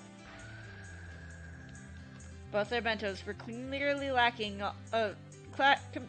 compared to Mion's artfulness and Rena's perfection. However, because of that, you can sense from how hard they worked. The toppings were a little on the rough side, but you could feel that they tried their hardest. It made you feel a little biased, so that you give them more points. Few people struck by just that once again revised their opinions and wrote in scores on their number pads. Sadako and Rika-chan, you both made really good bentos today. They might not measure up to Rena's or Mion's craftsmanship, but when you think about that, they're pretty amazing. Sadako and Rika-chan glanced at each other and grinned happily. This is a secret, okay? Huh? What? When Sadako told me, I broke off from the others and secretly looked for my classmates' bento boxes. There, Tomita-kun and Okamura-kun's bento boxes. Took a quick peek inside and... Ha! Half of the contents were missing! Not bad! In the end, Sadako and Rika-chan haven't made bentos today. A bold move. They got Tomita-kun and Okamura-kun to share their bentos with them. Hey, Tomita-kun, Okamura-kun, how'd they buy you out? What are you saying, Marabara-san? When did we get bought out for? What? That's right. It's not like we traded them our duty water in the garden for half our bentos. Curse you, Sadako. What an impudent trick. Sadako grinned, showing her fang-like canines, and laughed in triumph. Oh, this is only something I learned from you, Kate-san. Oh,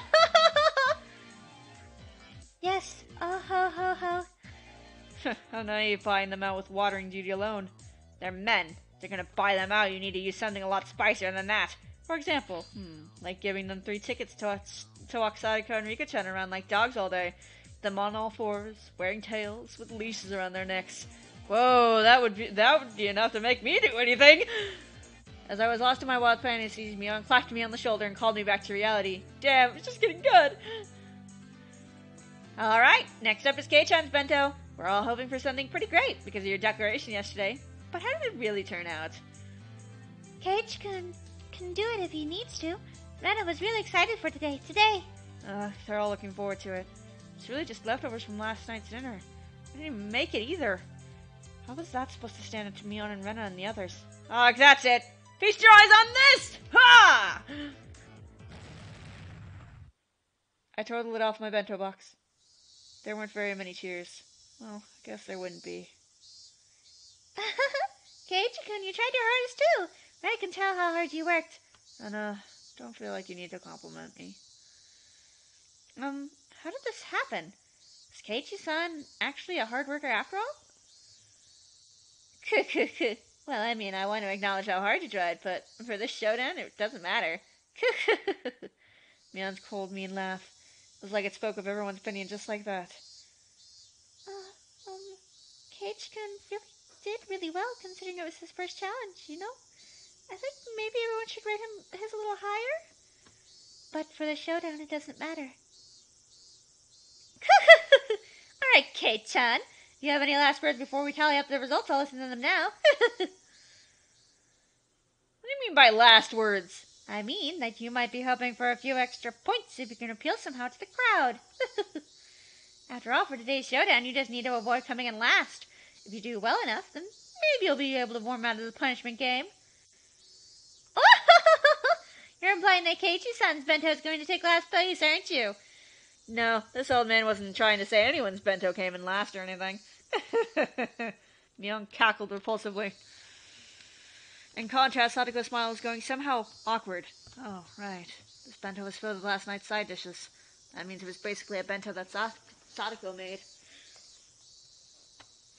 And Mion outright said it did come in last place. Mi-chan, aren't you being a little mean? Poor Keiichi-kun. Rena!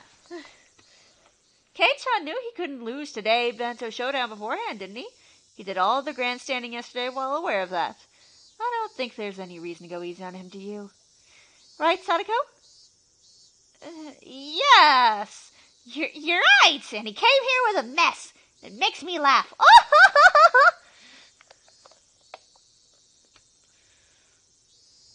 Wait, Sadako-chan, you can't laugh at him. But that bento is just ridiculous. I can't help but laugh. These side dishes look like they were bought from a shop. It's really disillusioning. Look, this one is just taken out of a can, wasn't it? This cucumber here isn't cut cleanly, like knife didn't go all the way through.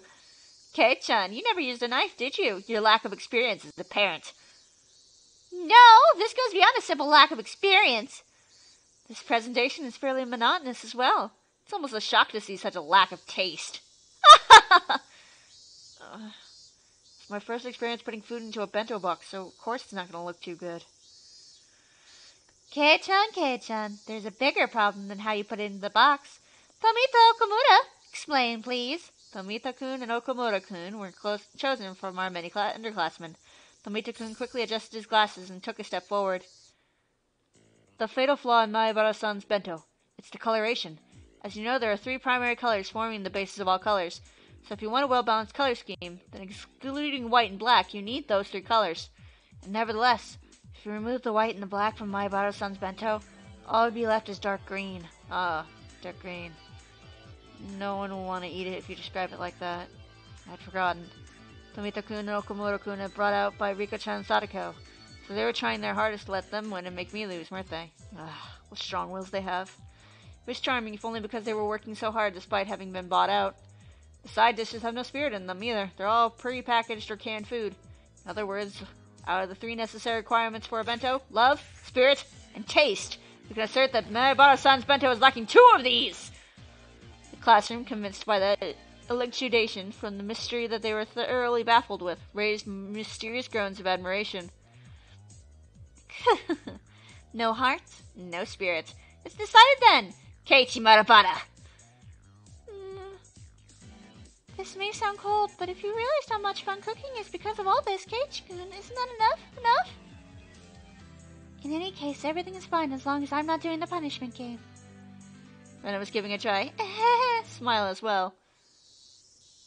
Oh! It's been settled, Keiichi-san.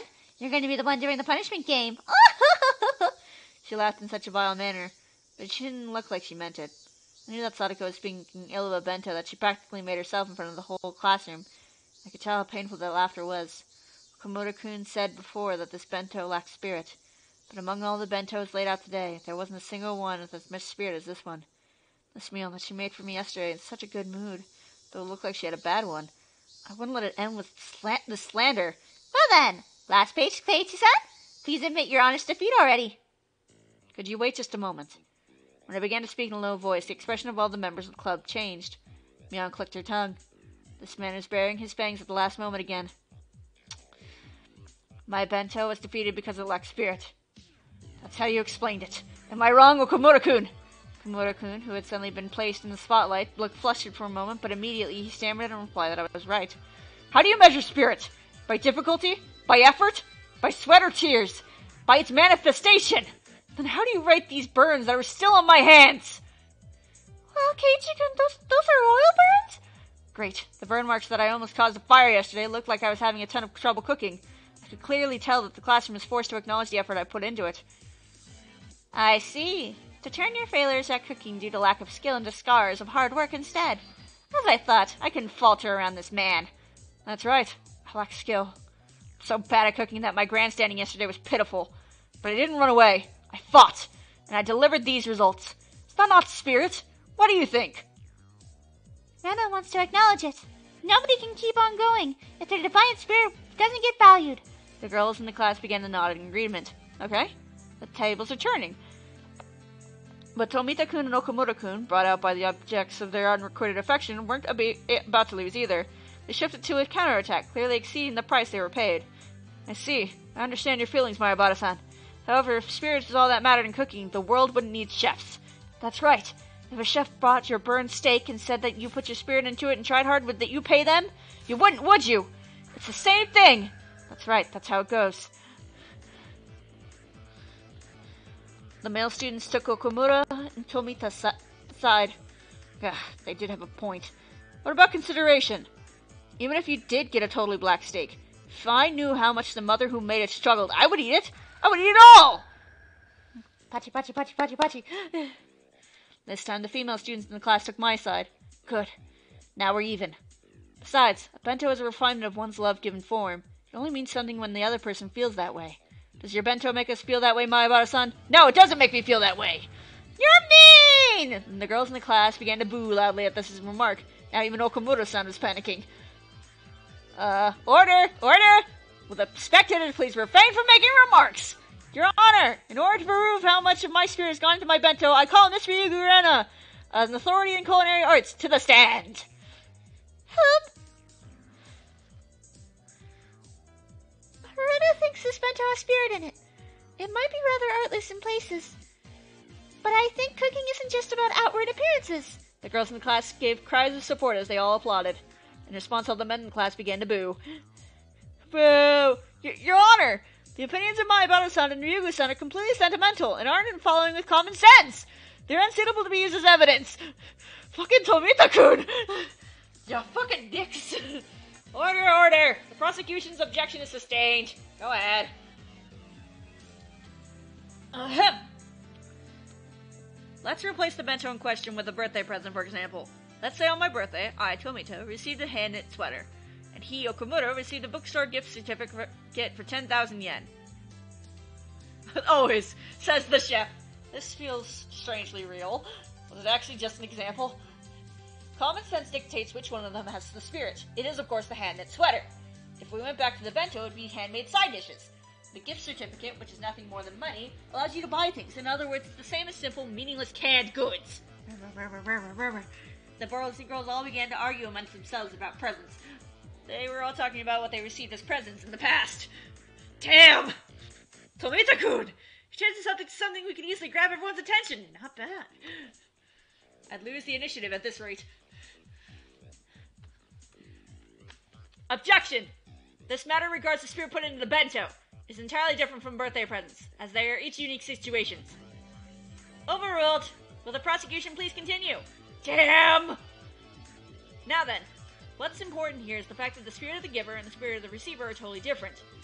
Between the handmade sweater, which looks like a bit askew, and the 10,000 yen bookstore gift certificate placed here before your very eyes, which would you say is the better choice? The gift certificate, right? It's 10,000 yen. 10,000! Can you calculate how many comic books you can buy with that? You can instantly complete a full collection if you run around 10 volumes long. Dozens of happy, humorous, slightly perverted manga. Wait. The bliss of your soothed heart can't compare to the sweater! The boys unanimously praised that with applause. Materialistic brats. But all you guys that age like that, even I would choose the gift certificate over the sweater in that case. But hey, wait, weren't you guys the ones who said about love, spirit, and taste right at the start? Since when did taste triumph all? That's the stance we're taking now. I believe this demonstrates the spirit of the giver and the spirit of the receiver has no casual relationship. That's just, they're all terrible, they're all cold. Yes, no matter how much my Marusan struggled to make this bento, that cannot enter in consideration for the rest of us receiving end. Mere suppository, Tomita-kun has plenty of spirit. Whether that gets through or not is the receiver's problem. That's right! Taste is more important! Any medium women! What was that ugly? And now the courtroom is in chaos, and I can't allow myself to lose. Not only to avoid the punishment game, but also to protect Sadako's honor. Now then, to the defendants have a response to give. Slowly and strongly I nod and step up to the dais. Tomita-kun, Okamoto-kun, do you too really think you can beat me with mere words? The prosecution just said that we should value the gift without basing it on the spirit of the giver, correct? At some point I began speaking formally. Yes, that's right. No matter how much you labored to make that bento, the labor should not factor into our grading. Then I have a question for the prosecution. If I, Marabata, were to take the bento I made for today and placed it beside one bought from the store, which one of these would you give the same score? The prosecution hesitated to speak. Got you. That's right! A convenience store bento doesn't even come close to a handmade one. No matter how badly made it is, it's still far more spirit than a bento you just bought would ever have. You see, the spirit is being graded. Meaning, the spirit the cook put into the bento has already reached the recipients. Admit it! Gah! With those impactful words drawn in the air behind me, I pointed my finger. The girls, led by Rena, broke into applause. Some of the boys were admitting it too. Ugh. I'll admit it. You admitted it? You admitted it, right? Then let's move to why convenience store bento has no spirit in it. What exactly is the spirit in a bento in the first place? Objection! My boss is trying to deceive the court by using abstract expressions. Objection overruled. This sounds interesting, so listen until he's done. Got him! Now I'll show you two the difference between us. Your Honor, I'd like to call Miss Rika Fudere to stand as a witness. Beep. Even for Rika-chan, this must have seemed like a bolt from the blue. There's no doubt that she never dreamed the point of my spear would be aiming at her. But Rika-chan, you said it before. For this showdown, it doesn't matter. Rika Fudere-san, your bento today was pretty well made. It looks delicious. Meep? Yes. Sadako and Rika-chan's bentos were made of half of Tomita-kun's and Okamura-kun's. The persecution's face turned pale, but they were too late. Rena, would you bring Okamoto-kun's bento over here? Huh? Okay, sure. Your Honor! My bento has no relevance to this case! Overruled. Your Honor, I submit Okamoto-kun's bento as evidence. Look at it! Look at what's inside! There's only half in there. It's not about whether there's half. Please, look a little more closely. See? Huh? They're exactly the same! Your Honor, you've seen it. Miss Rika Furude's bento is stolen from Okamoto-kun's. There is no way such a thing could have spirit in it. No, but that's just a coincidence. It's already obvious. Spirit. It's a game of catch between the giver and the receiver. That bento box, then, is the ball. That bento was something Okamoto-kun was given from mother to son. That means Okamoto-kun is the only one who can feel the spirit from this bento box. And that it's been disturbed and been stolen, no longer has that spirit. Dun dun dun! Yeah, that did it. Huh? What? Is that true? Rika-chan, is that true? Nipa! I see how it is. Mion the judge folded her arms and began to hum. I couldn't even take a guess as to what Mion was laughing about. Frankly, I didn't know whether I should win or lose. Okay. Before announcing my judgment, I'll start from the top. Shh. The entire classroom quieted. First, from an objective standpoint, there is no doubt that the bento that the accused, Keiichi Marabaro, must be seen as poorly made. This is something that the grading results clearly display. But, as Kei-chan said, cooking is not all about taste. The spirit put into it should be considered subtle seasoning. For grading, though, it would be only amount to a few points.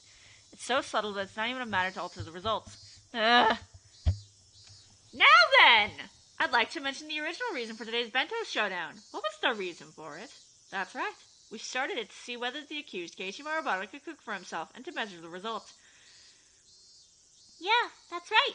Keiichi-kun did make his own bento.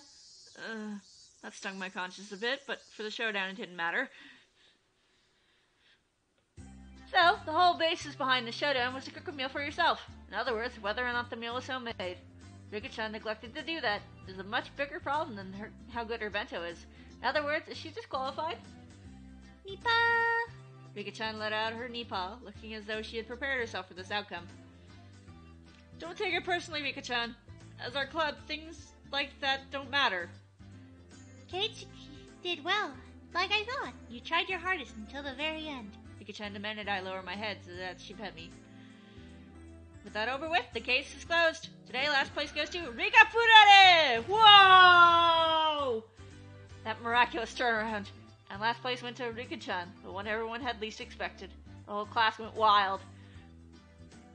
I'm amazed you managed to avoid coming in last place with such a terrible bento. Satoko looked at me hatefully, but spoke in a vague kind of voice. It's no way I'd come in last. There's nothing in this bento that would deserve last place. But it's got ready-made side dishes and canned goods and has no style and... Grab. Satoko was speaking more and more poorly of herself as time went on, so I roughly grabbed her head and began to stroke it.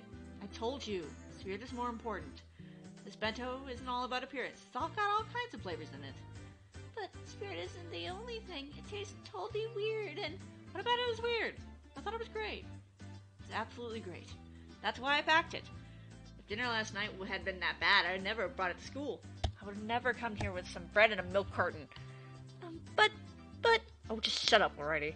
Caressed her head, swinging it from side to side. At some point, Rena had come up behind us. She was giggling to herself. That was the face of someone who had known everything from the beginning. Why didn't you realize I hadn't made it? When did you show us your burn? When you showed us your burns, I guess? I mean, there's nothing in your bento that needed oil for. Rena-san, don't you think you're misunderstanding something? I didn't do anything! Huh? Sadako-chan, you weren't the one who made this bento? Then did Keiichi make it by himself after all? Okay. Then I guess he did. Rena smiled roguishly and turned from Sadako to me. When you cut cucumbers, you hold the knife like this and go like this. As for colors, you can express all sorts of things in place of vegetables in the right way. This lecture was clearly not meant for me. But you've got a lot better since the last time you showed us. I see you've been studying. If you keep this up, I bet you'll be able to make better and better dishes in no time. She continued saying words clearly meant for Sadako while facing me instead. Sadako was wearing an ambiguous look and couldn't even nod her head at her. Anyway, no matter what anyone says, I like the way my bento is today. I'm not gonna share with anyone else either. I'll eat the whole thing by myself. Wow, how greedy! Rena wants to try some too! When you were going back and forth, Sadako rubbed her eyes as though she was drowsy and then announced to Mion and everyone else. Excuse me, the truth is, I got Tomita to give me some of his bento. Stupid! Hojo, what are you saying?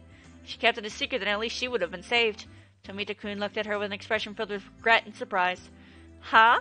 Is that true? Really? Oh my. Mion spun her fingers around and then pointed to the hallway, sending Sadako to the punishment game as well. Sadako left the classroom behind her, completely prepared, as though she was going with Rika-chan on an errand.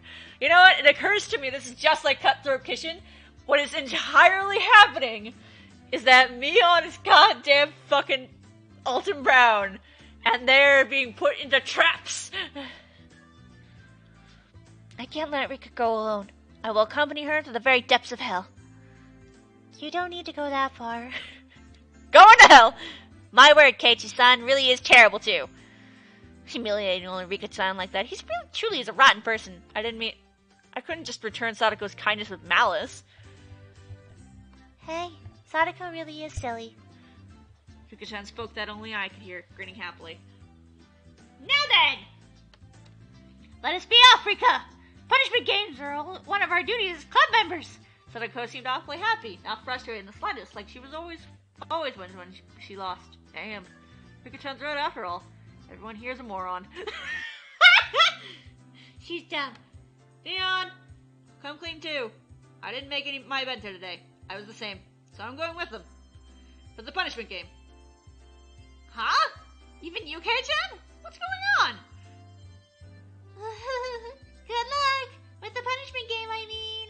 I'll get the first aid kit ready. Call an ambulance in advance, will you? And maybe a hearse, just in case. Leaving a bewildered Mion and a happily smiling Rena behind the classroom, I went into the hallway.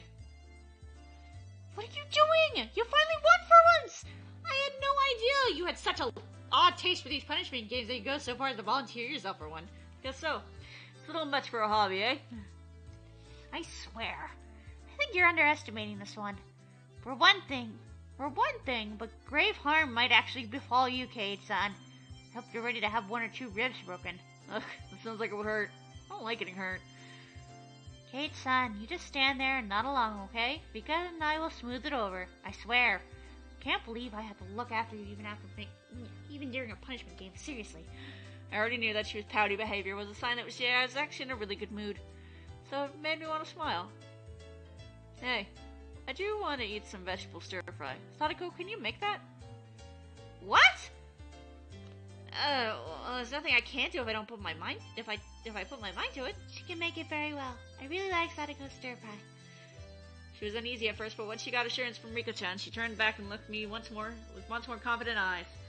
It's all done. Let's go shopping for stuff after school today. I don't really have any idea what to buy after all. Carrots, onions. That is true, isn't it? I think it's still too early for you to go shopping at the supermarket, Kate-san. It'd make me anxious if I wasn't watching. Sadako makes me anxious when she'll buy the wrong thing if I'm not watching. Rika! Beep! The conversation continued as we walked until we arrived before the door to the teacher's lounge. Okay, let's get this punishment game over with and discuss the menu for tonight. Beep! Rika-chan gleefully grabbed onto my arm. In turn, I pulled Sadako to me, grabbing her shoulder with my other hand. We'll all be together in death! I won't let anyone die alone! We're all together. I won't let anyone die alone. What an indiscreet thing to say! It wasn't important anything, something so disturbing! She may have sounded annoyed, but she was so happy it was going to make me blush. Alright, well, beyond the store is the world after death. However, we shall return. All of us will. Yes! Everyone will. Then, let us sally forth! Sally forth? What an odd choice of that word. Slam! We opened the doorway to the door of death.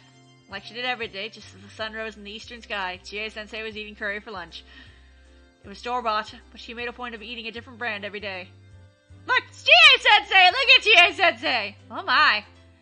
Maibara-kun, Furine-san, and Hojo-san. Is something the matter? She appeared to be in the middle of a moment of supreme bliss, her mouth full of her beloved curry, and we were to pick a fight with her. What a crime this punishment game would be.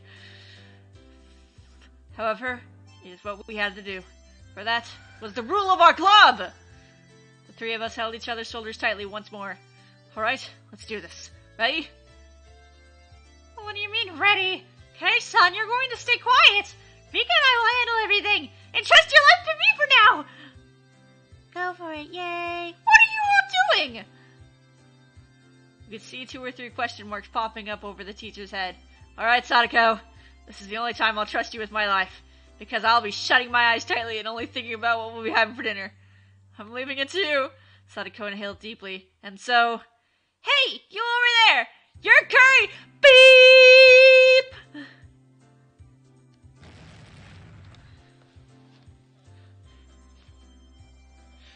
Oof. Oof. Your curry sucks! Oh. It can only end badly for them.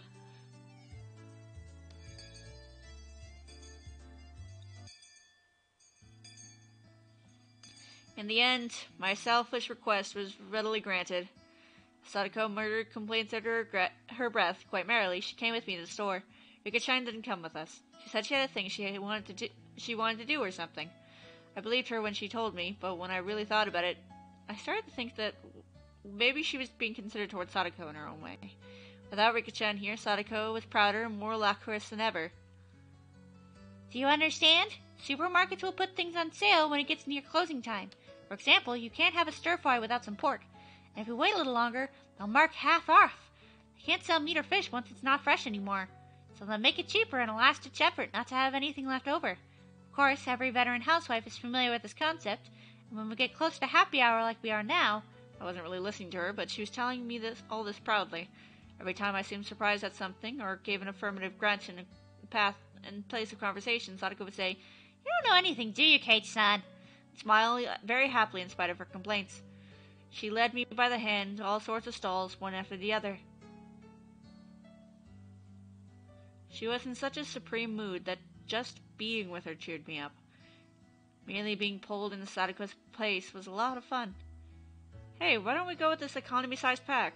Oh, there's a really good-looking one and cheese in it over here. Kate-san, you have no financial sense. Look at this. It's over our budget. We don't have enough money. Sadako pushed a handful of receipts in my face. Why can't Sadako do these kinds of mental calculations when she's at school? Drat. Should we buy a load of normal ones, or buy a few of the better stuff with the cheese in it? This is quite troubling. Calm down. For boys at your age, it's wiser to choose quantity over quality. Sadako, you're being too strict. Man's heart desires both quality and quantity. Why can't you understand that? No matter the size of a man's heart, his wallet won't be any bigger, I swear. Stop cleaning the glass so stubbornly. After enjoying ourselves in such an exchange, we started to hear energetic voices coming from over by the butcher we visited earlier. We could see a handful of housewives flooding the place. Oh no! If we don't hurry, all the half-off pork will be gone! Ow! Don't pull me! Don't pull my neck! Sadako really seemed like she was having fun. She looked like the kid who grabbed her family's hands while running towards an amusement park attraction. In the end, the bag of pork we obtained was so normal that it almost hurt, but I knew it would taste absolutely delicious. The cicadas had come out at some point, and Higurashi were singing in chorus. The air was so clear and it felt so good. Our silhouettes stretched out on the ground made it for a wonderful, really wonderful picture. We'd filled our bicycle baskets to the brim with our shopping bags. They only contained ingredients and various other foodstuffs. Even so, every last thing packed in them sort of looked really happy. It made me feel really happy in turn. Going shopping for dinner seems pretty sensible, too. It makes you really enjoy your meals. Can't wait to eat. That's part of cooking for yourself as well. Dinner starts while you're shopping for it. So excited for this. Vegetable stir-fry isn't even in my mom's cookbook. I never get to eat it unless we go out to a Chinese place, so I'm really looking forward to it today. This is indeed a pity. Well, then today I'll present you with an especially tasty dish.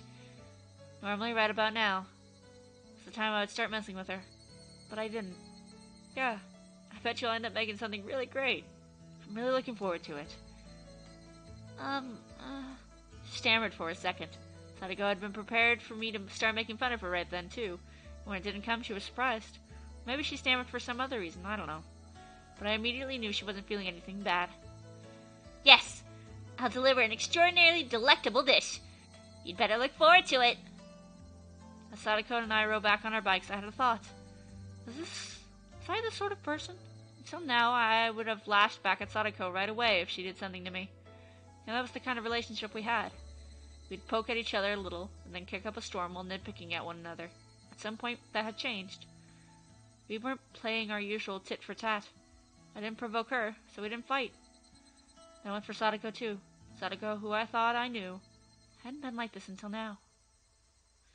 Our relationship was changing, little by little. That's what it felt like. But it wasn't something I had to worry about. It was like our relationship had become a little bit happier, a little bit more charming. I wonder why we changed like this. Was she lonely and projecting her older brother Satoshi, who hadn't returned home, onto me? Yuki-chan told me about that yesterday. It's probably exactly it. So, as my actions drew closer to Satoshi's, Sadako was returning to how she had been when she was living happily with her brother. In other words, the Sadako was the real Sadako. Sadako had been able to see her brother again, and had finally gone back to normal. When I had been playing the role of her brother, I discovered that she really could smile so sweetly. But I wasn't Satoshi Hojo. I was Keiichi Marabata, a totally different person. I couldn't become her brother. I could come close, but I could never really get there. It was vaguely somehow a little sad. I was wearing Satoshi's mantle, and that would have to come off one day. And that would doubtlessly put an end to this meager, nostalgic, peaceful time of Sadako's. A limited tranquility. Tranquility that would end one day. Putting it in those terms, it really was sad. I shook my head firmly and drove off those pointless thoughts. What's the matter, Kate-san? Nothing. Sorry. If it's nothing, please don't act all strange like that. Makes me worry that you might have eaten something rotten. Right. Sorry, Sadako. Acting like always, but she still seemed really happy. The mood of hers drew me in, putting a smile on my own face. Hey, Keiichi Marabata, why don't we quick think about having this, having to end one day? If it will, then just think about it when that happens. There was one thing, however, that I could say for sure. As long as I smiled like this, Sadako's own smile would never wane. So as long as I stay this way, this tranquility would never end. Satoshi would come back one day, too. That might happen a lot further away than I'd like, but till that day, what's wrong with me being a replacement for him? Saying that I'm not her real brother, so I can't become Satoshi, that was just an excuse. If I just didn't run away, Sadako would stay happy. Live a fun life of annoyed nitpicking. I don't know what happened to Satoshi, or what made him abandon Sadako and run away. But just seeing Sadako in such a good mood made me think I could persevere as long as I needed to. So this is what I thought. I wouldn't become Satoshi. I would become a replacement brother. This is it! This is the kind of stir-fry I was waiting for! It's great! It's absolutely great! Salt and pepper in the broth, man! I could eat an entire pot of this! Stop that, Kate-san! You're spilling food everywhere! Food isn't going to run away, you don't need to eat it so fast! No! Will run away! The best and freshest flavors are running away the moment the meal's completed! If you were to make 100 delicious things, then it would be my duty to taste each one of them. It's just good manners to do so. Your feelings are more than enough, so calm down and enjoy your food. You're right. I'm sorry. No insults here. I meekly scratched my head, put down my chopsticks, and laughed along with her like it was funny. I ended up doing most of the eating.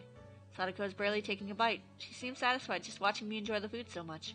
Whenever I filled my mouth with more of her delicious meal, Sadako looked glad, and let me enjoy the food even more. In a way, she kept smiling happily the whole time. Looking at her made me really happy as well, as time passed softly and gently. Before, I would have gone back and forth hurling insults to Sadako. In other words, we would have gotten into a fight right away. I'd never known I could feel such peace of mind by talking to her honestly like this. I was a little bit happy about having discovered this new side of Sadako. For example, I was eating food that Sadako had made. There wasn't an inch of me that thought it was suspicious. Before, however, Sadako would have definitely put some sort of trap into this. I think I ate too much. I'm gonna take a dump. Hey, Kate, son. It's bad manners to say such words during a meal. What should I say? I'm going to the bathroom? The toilet? The lavatory? Sadako looked down, her face bright red, and pointing towards the hall to just say, just go already. Whoops, my old habits seem to have come back. But, yeah, it's not all that bad either. No weird schemes. Everything is just natural. And while having such an utterly unguarded thoughts, I went into the bathroom. Tug. My foot caught on something string-like. Ha! Wah! A kettle! Wash tubs! Sadako! She got me. I can't believe her. She always does this when I let my guard down. I can't relax for a minute around her. It was kind of funny. And I didn't feel like getting angry. Sadako, laughing uproariously, came over. See?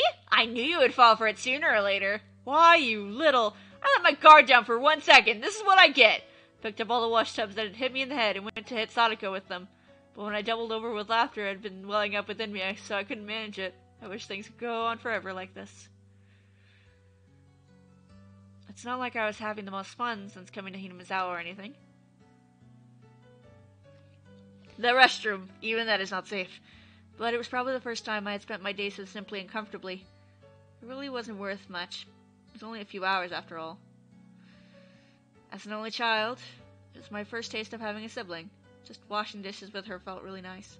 Side by side we washed, with the experienced Sadako doing most of the work as I threw in the appropriate words to add to the conversation. I feel it's important to mention, one of the few rules my mom ever gave me was never have just one child, because she would never want a child to go through what she went through as an only child. Because I had an older sister, an older brother, and a younger sister. And Mike has tons of siblings. So, like, the idea to us of the idea of having only one kid just doesn't seem right. Because it would cause the sort of situation, that kind of loneliness. The scene was so commonplace and yet so mild and warm. Maybe I felt this kind of warmth before too, in the past. I think I've stood next to the sink with my mother like this when I was little. It made me feel nostalgic when I remembered it. It was the same sort of slow, easy time.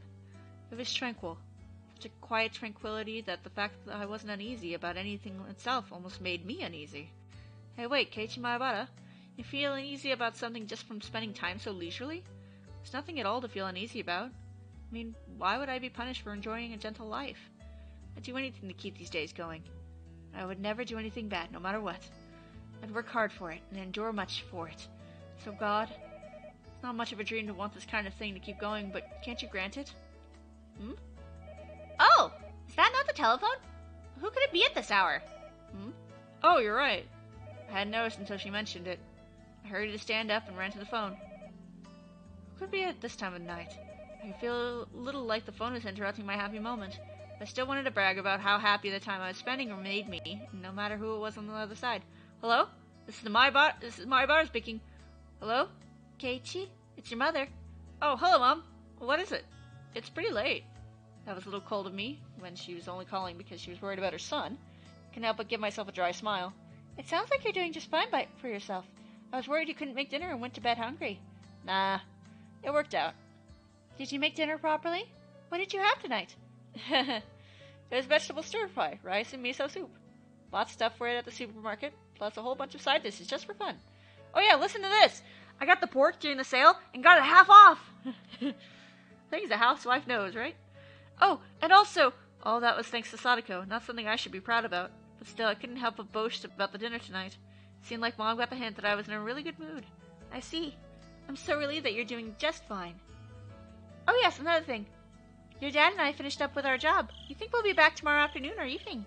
Oh, I see. You did well for 2 nights. We've been pulling all-nighters too. It was a lot of work, but we managed to fill the gap in your dad's mentor's event. Cool. That's good. Well done. Why did my parents coming home seem so disappointing? I knew a little bit of the reason, of course. This tranquility I never wanted to end was about to end so readily, and it was a little painful.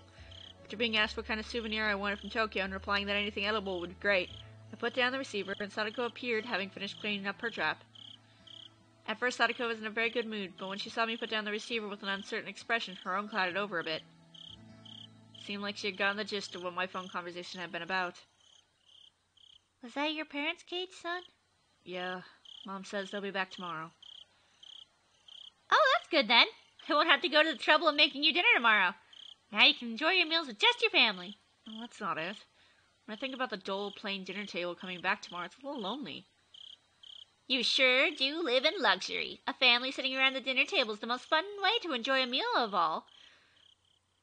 My brother Satoshi running away from home came to mind immediately. There was no gloom in the way she said it. It was only for 2 days, but they were really enjoyable dinners. Well then, next time I'll go to your house to visit. Huh? Sadako momentarily made a happy smile, but then a second later changed her expression of surprise. My house is small and it's dirty, and the kitchen isn't good as this one. Well, I don't mind. But, well, if you don't want to, then I won't. Sadako shook her head firmly, her whole body expressing denial. I gotta get you to teach me a whole bunch of more stuff, too. I finally managed to figure out how to use the rice cooker and how to cook miso soup, after all. That's right, isn't it? Perhaps we should use this opportunity to have you learn more about cooking. I was so like Sadako to take this chance to proclaim that it was all for my sake. There was no way to conceal her own enthusiasm. It was true that this gentle time would come to an end when my parents got back. There's no need to lament that, though. I can easily put in the effort to continue our mild moments like this. Like yesterday, Sadako told me she didn't need to be escorted home, but Rika-chan wasn't with her tonight. She'd be going home by herself. Everyone knew everyone else's space here in Hinamizawa, so it wasn't like it was dangerous to go out at night, but it still wasn't good to send a girl all the way home all alone. At the very least, that's what I thought as Sadako's older brother. I'll take you as far as the school, at least. There's more lights over in that direction anyway. It's really fine, alright? If someone bad shows up, I'll take them down with one finger. There's no point in pressing her any more on the subject, so I took a handful of Sadako's hair and rubbed her head vigorously. Come on, Sadako, don't complain so much. Your Nini will bring you part of the way there. That's what I was about to say when I suddenly got embarrassed and my voice trailed off. Nini could only be the nickname Sadako gave to her older brother, nothing else. I was about to use it pretty lightly, so I started to feel apologetic and a little ashamed. Nini. Eh? What did Sadako just say? Well, Kate-san just seems like an older brother. That is what I said. It's not quite right, but you seem kind of alike, so I just... Oh. Sadako laughed awkwardly and turned red in the face. Of course I was embarrassed when I saw her, too, because the fact that I was trying to act like her brother had gotten across. Warm feelings spread out from my chest. It's completely different from romantic feelings or any of those more impatient emotions. It's much more graceful, quiet and warm, and calm. Sadako still needed her Nini. I had initially thought Rika-chan had been sly by not coming by today. When I thought about it like this, I could feel a kind of thoughtfulness of her worrying about a good friend's feelings. Maybe Rika-chan had understood, but she couldn't play the part of a brother herself. So then, no, let's stop there, Keiichi Maebara. There's no point in thinking about it so hard. It means everyone feels the same way. It means everyone wants Sadako to be happy. Sadako is acting as though her Nini running away from home didn't bother her at all, even though it wasn't actually the case. She was very sad, always waiting for him to come home, because Sadako was a stable person when she was his sister. In order for her to really be this level-headed, having a brother was something she couldn't do without. In other words, Sadako still needed a brother. Nobody had the right to smile it away as childish immaturity. In fact, they deserved praise for being so close to each other as siblings. That role of brother should be played by her real Nini, by Satoshi, but unfortunately he wasn't there. So, since I'm here, I'll play the part. And not with a guilty conscience, but in a very natural way. Because, was there something wrong with seeing Sadako smile so happily? What is it, Keiichi-san? You've been smirking for quite a while now. Is it weird for me to look happy? It isn't weird or anything, but, well... The sound of the motor on her bike light was too loud and I couldn't hear what Sadako said. Huh? What? What did you say? Nothing. You really are just like Nini, you know? Keiichi-san. Is that right? Of course, you're completely different from my real Nini. But, like, there's things. Things that you do the same. It's really a mystery. The same. Do you feel lonely when you remember Nini? Once I said that, I thought for a moment that was absolutely the wrong thing to say, but Sadako didn't seem to mind one bit. It's not that I'm lonely. Since Keiichi-san is being my Nini for me right now.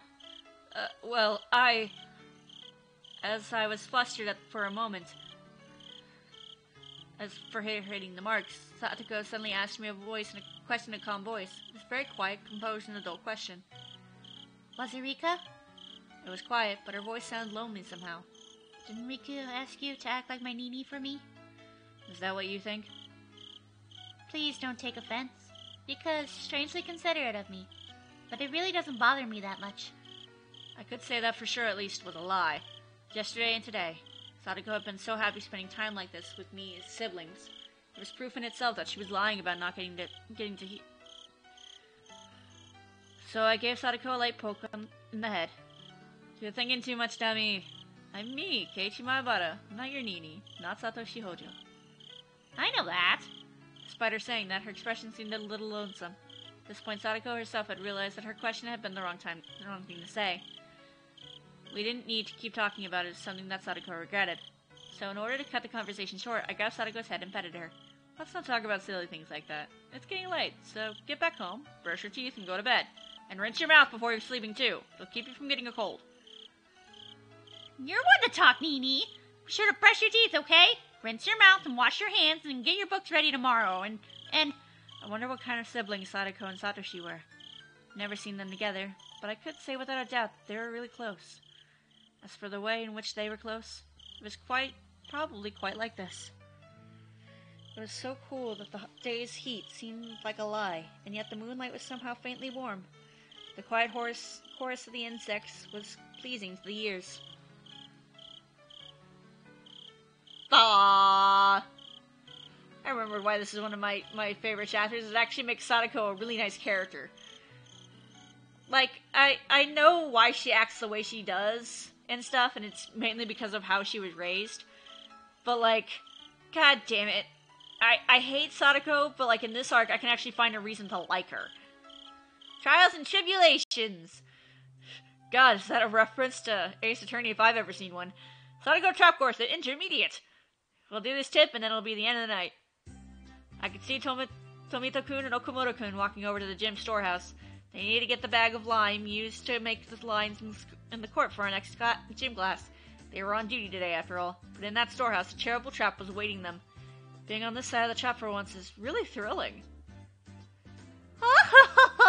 If you realize that is the true pleasure of setting up traps, you have the potential yourself, Keiichi-san.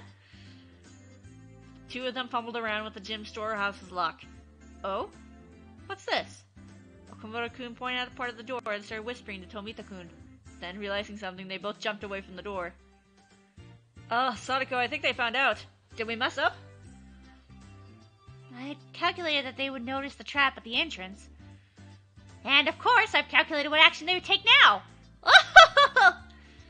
According to Sadako, after they noticed the suspicious trap on the door, they'd go around and try to get in through the back window. And just as she prophesied, they went around to the back. And just as she prophesied, they climbed up, opened the window, and tried to sneak in. Wow, amazing. Everything's exactly like you said. It got them! Poof! An explosion of pure white lime burst out of the window. After a few moments, the two of them managed to crawl away from the window, both of them completely white. This is the moment I live for! Tastes like honey! But still, that's some trap. You would have had to know everything to set something like that up. Where'd they put their hands, their legs, where'd they jump down. Listen carefully, Keiichi-san. The first step to making a trap is watch and observe the victim. You must scrumptiously predict their movement patterns, how they'll move at any given moment. If you do that, then you can achieve the greatest possible result with only the most minimal trap. Couldn't think of it before Sadako read the final move. At that final moment earlier, Mion had given her high praise, saying that she was the makings of a genius. So, it's all about reading the opponent. So then the traps you caught me in before, they worked because you figured out everything I'd do? Yes! I can see right through all your actions, and that's how I can set them up. So if one day you suddenly start having different habits or behavior, I won't be able to anymore. Bragging that you could anticipate everything I do. That was kind of mean. Okay then, let's play a game now. I want to test whether your predictions are accurate. Yes, that's fine with me. Keiichi-san, you are particularly easy to read on. I can do it before breakfast. When we went back to the classroom, Sadako tore off pieces of paper and wrote something down on the back of them, making 3 cards. Of course, I didn't know what she had written. Please pick one of these cards, Keiichi-san. If you don't pick the one that says you're a loser, you'll win. Great, you're on. The club has built my sensitivity to this stuff, so I'll smash right through your predictions. Sadako smirks and holds out the 3 cards. Set your mind to full power by calming it, Keiichi Monobara. Cool and collected is how you'll win. If I don't pick the losing one, I'll win. Which means if I do pick it, Sadako will win. In other words, Sadako wants to make me pick the losing one. What would she do to make sure I pick the losing one? Did she even predict something like that? She made them all losers. Statistically, isn't there some rule that says that I'm likely to pick the one in the middle or the one on the right either side? Then it hits me in a flash. This is what Mion would do! Now which one will you pick? I made my decision, and it is... this one! Huh? Ah! What are you doing? I steal all 3 cards from Sadako's hands. I predicted what Sadako would do in advance. Sadako wanted to make sure I picked the losing one, which meant all 3 of them were losing ones. That's how I knew. Allow me to look at all 3. Flip over all 3 cards, and on each one, there's a single word. You're a loser. What is this? You're a huh? It means just what it says. If you only chosen one, you wouldn't have lost. What? Then you predicted that I'd draw all 3? Ah! I held my head in my hands and fainted as Sadako reveled in the might of her abilities. Her shrill laughter echoed throughout the classroom. This bitch! And then there was a poof as lime powder came down upon Sadako's head. I looked to see Tomita-kun and Okumura-kun, all white, dumping a whole bag of lime powder on her, getting their revenge. Hojo!